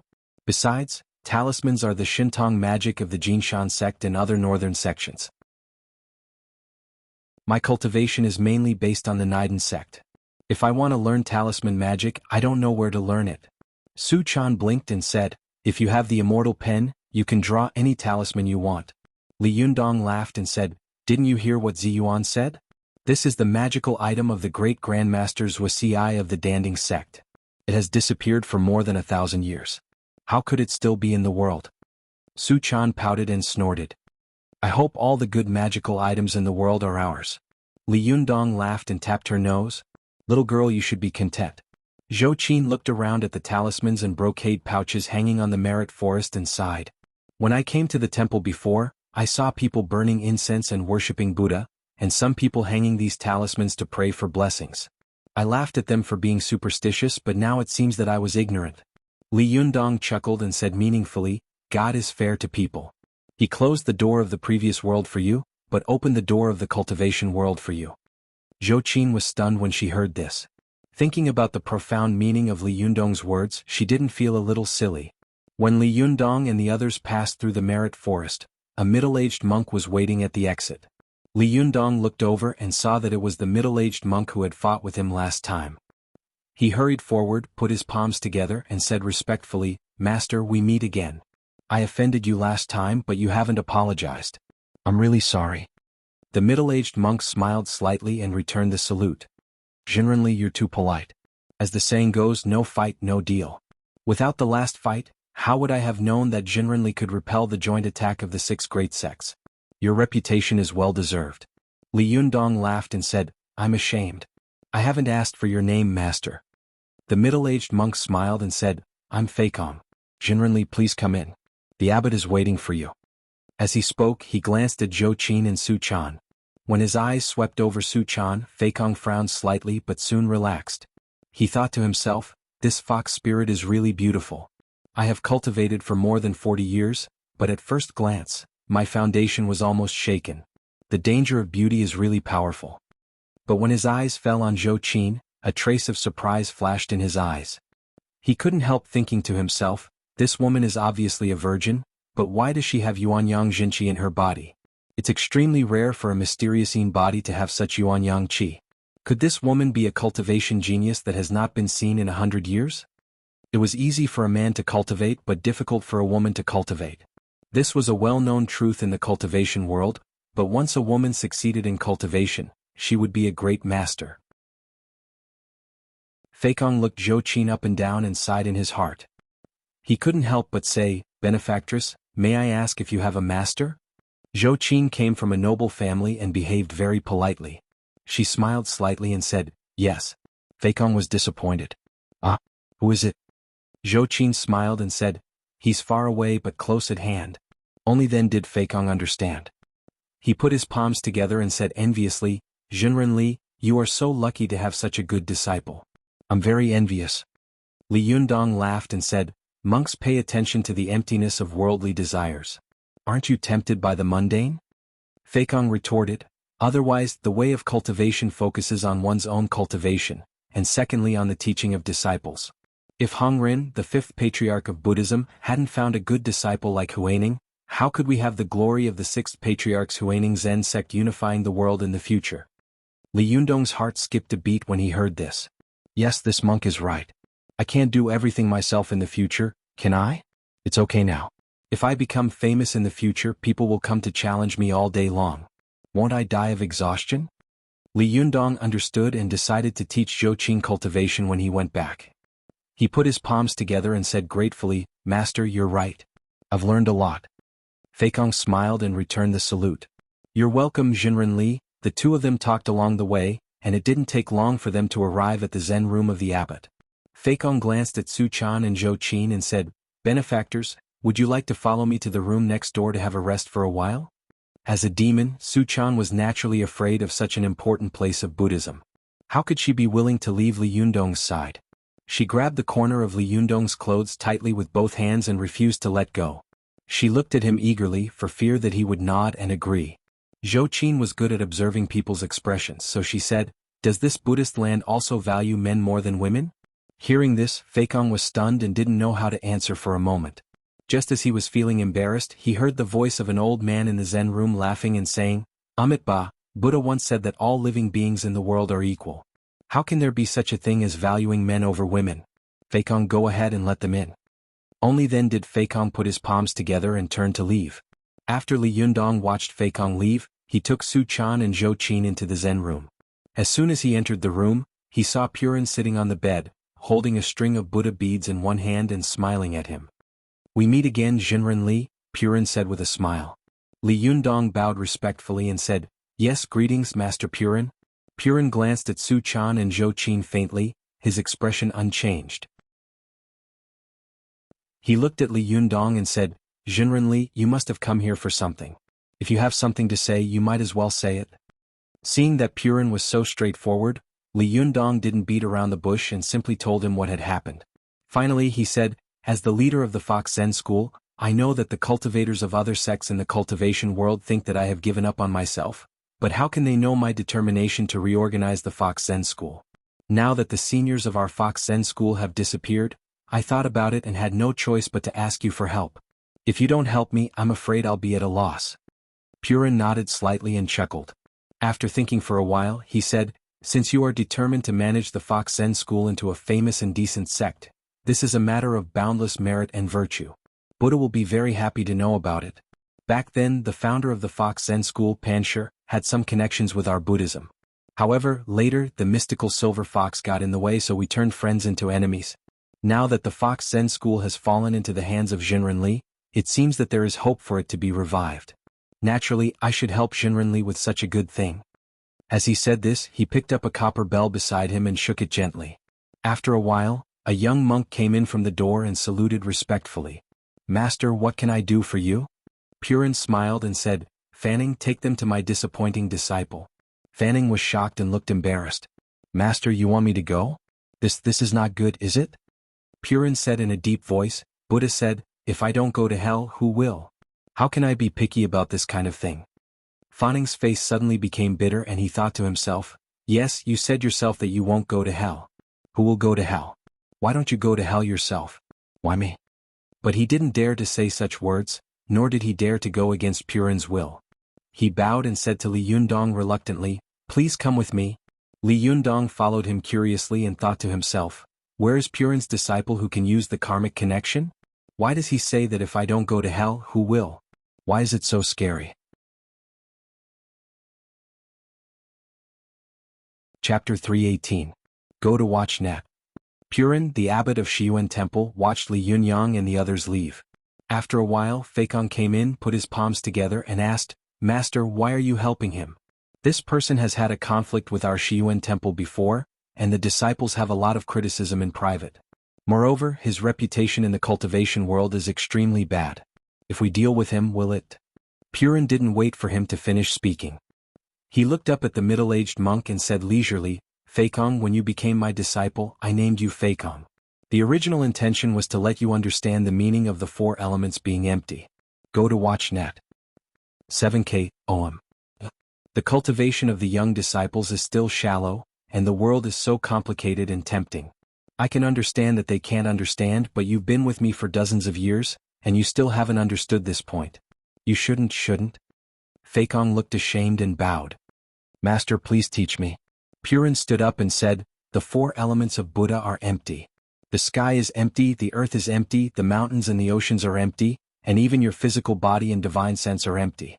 But only the great way of Buddha is real. I don't care what others think of us, but I have to consider how our Dharma will be passed on in the future and how it will be carried forward. Jinren, I observed his behavior and saw that he is a righteous person who abhors evil. I observed his words and saw that he is a down-to-earth person who does not boast. Finally, I observed his appearance and saw that he is surrounded by beautiful women, but he is still a boy with Yuanyang body, and the women around him are also virgins with Yuanyin body. It can be seen that he is a cultivator with great determination and is not greedy for beauty. A person with great determination and great ambition will definitely be able to achieve great things in the future. Regardless of his talent, based on these 2 points, I can conclude that he will be a great cultivator in the future, and his achievements will not be inferior to the leaders of the contemporary sections. As Purin spoke, he walked to the window, opened the wooden window, pointed to the big tree in the garden, and said, however, it is not enough for a person to have great determination and great ambition. Look at this tree. Even if it can grow into a towering tree, it may still grow crooked. Trees are like this and so are people. If a person harbors evil intentions, then his determination and ambition will become a sin for him to commit evil in the future. Once such a person commits evil, it will be 100 times worse than an ordinary person. Purin turned around and continued, so, I carefully observed his face again. I saw him look straight at me twice. His eyes were clear and bright, without the slightest evil thoughts or crooked thoughts, and his eyebrows were even more awe-inspiring. Therefore, I believe that this person will definitely be a great cultivator in our righteous way in the future. Purin glanced at Feikong and sighed, Feikong, you're not the head abbot, so you don't understand my difficulties. Although our Shiyuan temple is quite famous in Dongwu City, it is far inferior to the 4 famous temples. Moreover, the Taoists in Dongwu City are very powerful, and the forces of Jingyi school and the 6 great sects are spreading here. In the near future they will hold the Taoist assembly here, which is held every 4 years in the cultivation world. If our Shiyuan temple does not make some strong external help, not only will we not be able to cope with the erosion of these sects, but I'm afraid that we will also be unable to support the great calamity of the cultivation world in the future. Feikong looked puzzled and asked, Master, why don't we ask for help from other Buddhist sects? Purin shook his head. Since ancient times, there has been no first place in literature and no second place in martial arts. The same is true of our Buddhist sections. Go to the net. 7 KOM. Today, Shiyuan Temple has asked for help from other Buddhist sections. In the future, even if you win against them, they will gossip. Let me tell you something. There was a woman who needed help from Guanyin, so she devoutly recited the name of Guanyin Bodhisattva in front of the statue of Guanyin every day. Every day she recited it thousands or even tens of thousands of times. But one day her son suddenly asked her, You pray to Guanyin Bodhisattva every day, but if something happens to Guanyin Bodhisattva, who will she turn to? As he spoke, Purin looked at Feikong with a smile. Feikong, if you were Guanyin Bodhisattva, who would you turn to? Feikong suddenly understood. He put his palms together and said, It's better to ask for help than to ask for help from others. Purin put his palms together and said with a smile, That's right. Instead of humbly begging other Buddhist peers, it's better for us to find some strong help ourselves. Jinren is now in the stage where he has just emerged. I dare say that he will definitely be a hero in the future and will be an earth-shattering figure. If we don't make friends with him now, when will we? Feikong showed a look of admiration. Master, you are far-sighted. I am far inferior to you. But after he finished speaking, he thought of something and couldn't help but show a strange expression. He said, But Master, aren't you afraid that your disciple will cause you trouble again? When Purin heard this, he couldn't help but look a little embarrassed. He was stunned for a while and suddenly smiled bitterly. Amit Ba, then I can only let Jinren pray for himself. At this time, Li Yundong was walking out of the temple with a young disciple of Purin. Fanning took Li Yundong around for a while, then said with a wry smile, It's not time yet. I can't find him yet. Li Yundong asked in confusion, When can we find him? Fanning said with a strange expression, Probably after 4 or 5 in the afternoon. Li Yundong asked curiously, Why at this time? Zhou Qin couldn't bear to listen anymore. She pulled Li Yundong aside and said with a slightly red face, 4 or 5 in the afternoon is the time when the entertainment city opens. Li Yundong asked, Why? Why does it open at this time? As a girl, Zhou Qin had to explain this kind of thing to a boy, which was really a little embarrassing. She coughed dryly and said very unnaturally, Because this is the time when most men get off work. Even if they are asked by their wives at home, they can say that they are working overtime. At this time, their families will not be suspicious, so many men choose this time to come. You know. Li Yundong suddenly understood. He said in a strange tone, I don't know, but you know very well. Zhou Qin blushed and said angrily, I'm explaining it to you, aren't I? You're so annoying. I won't tell you next time. Li Yundong quickly smiled apologetically and said, Don't mind me. I just said it casually. Don't think too much. As he said this, he suddenly thought of something and turned to look at Fanning with a strange expression. Master Fanning, you also know very well. Fanning's face was full of embarrassment and shame. He was originally from the south of the Yangtze River, and he was fair and clean. This time, his face was as red as a cooked prawn. He stammered, I also heard it from my senior brother. Li Yundong took a deep breath and couldn't help sighing. Your senior brother is really a weirdo in the monk world. I just don't know his name. Fanning put his palms together and said, My senior brother's original name is Ding Zonglei, and his Buddhist name is Wu Hua. Li Yundong asked curiously, Since your senior brother is a disciple of Master Purin, shouldn't he also be in the Dharma generation? Fanning smiled bitterly and said, In theory that's the case, but my senior brother disliked the name given by Master Purin, so he changed it to Wu Hua himself. He took it from the meaning of Tang Bohu's poem, No flowers, no wine, no hose, no fields. Li Yundong also smiled bitterly and said, This is the first time I've heard of such a maverick monk in this world. Zhou Qin, who was standing to one side, saw that there was a hint of worry between Li Yundong's brows. It was obvious that he was worried that this monk was just a nominal monk. She comforted him and said, You don't have to worry. Maybe this master is a first-class figure in Jidian. Hearing this, Li Yundong was relieved. He nodded and said with a smile, Yes, what you said makes sense. I was overthinking it. Fanning said, It's too early to come now. Why don't we come again in the evening? My senior brother has always been elusive. We can only find him here in the evening. Li Yundong said helplessly. Well, that's the only way. They waited until 4 or 5 o'clock in the afternoon, when Li Yundong and the others came to the streets of Hong Kong again.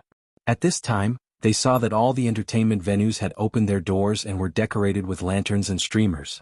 Most of the sexy and beautiful women were standing at the door, greeting the guests respectfully.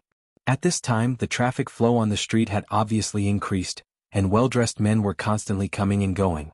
Li Yundong looked at the many entertainment venues on the street and said with a wry smile, "There are so many shops here. How can we find him?" Fanning also said with a wry smile, "There's no way. Let's go door to door." Li Yundong was depressed. He had never dreamed that he would return to this red light street and have to go door to door to look for someone. Zhou Qin and Su Chan looked at each other with strange expressions on their faces. The two girls followed behind Li Yundong with a straight face, pretending to look straight ahead. Li Yundong and the others went door to door. After searching about 10 shops, Li Yundong felt a headache coming on because of the strong smell of cosmetics on the girls here. He couldn't help asking, "There are at least dozens of shops here. How long will it take to find him?" Fanning said helplessly, "There's no way, so when my master asked me to come, I didn't want to." Li Yundong opened his mouth and was about to speak, but suddenly there was a noise coming from a shop not far away. He turned his head and saw that the shop was extraordinary. It was built like a hotel, and there were a few golden words on it, "Crystal Love International Entertainment City." Wow, this shop is very familiar. Li Yundong took a closer look and saw a few security guards coming out. The security guards were holding a man, and behind them was a coquettish woman. Li Yundong looked again and thought, "Wow, this is also an acquaintance. Isn't this Meng Yang?" He was about to speak when he saw Fanning staring at the man who had been carried out. Li Yundong's heart skipped a beat. This guy can't be Wu Hua, can he? Li Yundong looked over and saw that the man had been carried out by several big men and thrown to the ground with a thud. He was wearing a gray monk's robe and there were a few scars on his bald head. Meng Yang stood at the door of the shop with her hands on her hips and scolded, "You bald donkey, how dare you play with women on credit? Are you tired of living? If it weren't for the fact that you often hang around here, I would have broken your middle leg today." Meng Yang's voice was sharp and crisp, and the monk's appearance and clothes were also extremely eye-catching. For a moment he attracted countless gazes. Li Yundong, Su Chan and Zhou Qin were all stunned. They saw that the monk had been beaten black and blue, and he was lying on the ground with a dirty face. He didn't look like a master at all. Li Yundong couldn't help shouting in his heart, "Damn it, this guy is not Wu Hua, this guy is not Wu Hua." But at this time, Fanning suddenly shouted in surprise, "Shi Xiang?" This sentence sent Li Yundong to hell. He immediately burst into tears and said, "Damn it, this guy really doesn't have any flowers. The master is really a master. Wu Hua. I think he's a greedy man." Merry Christmas, everyone. Tang Tang, I had a stiff neck yesterday and the pain in my neck was unbearable. Today I went out for a massage. You're tuning in to the Han Li's Wuxia Adventures YouTube channel. We're so grateful for your support and don't forget to subscribe to join us on this incredible journey through captivating stories. Your generosity through donations truly makes a world of difference, as it's the primary source of revenue that allows me to expand and enhance this channel for you. Thank you from the bottom of my heart for being a part of this adventure.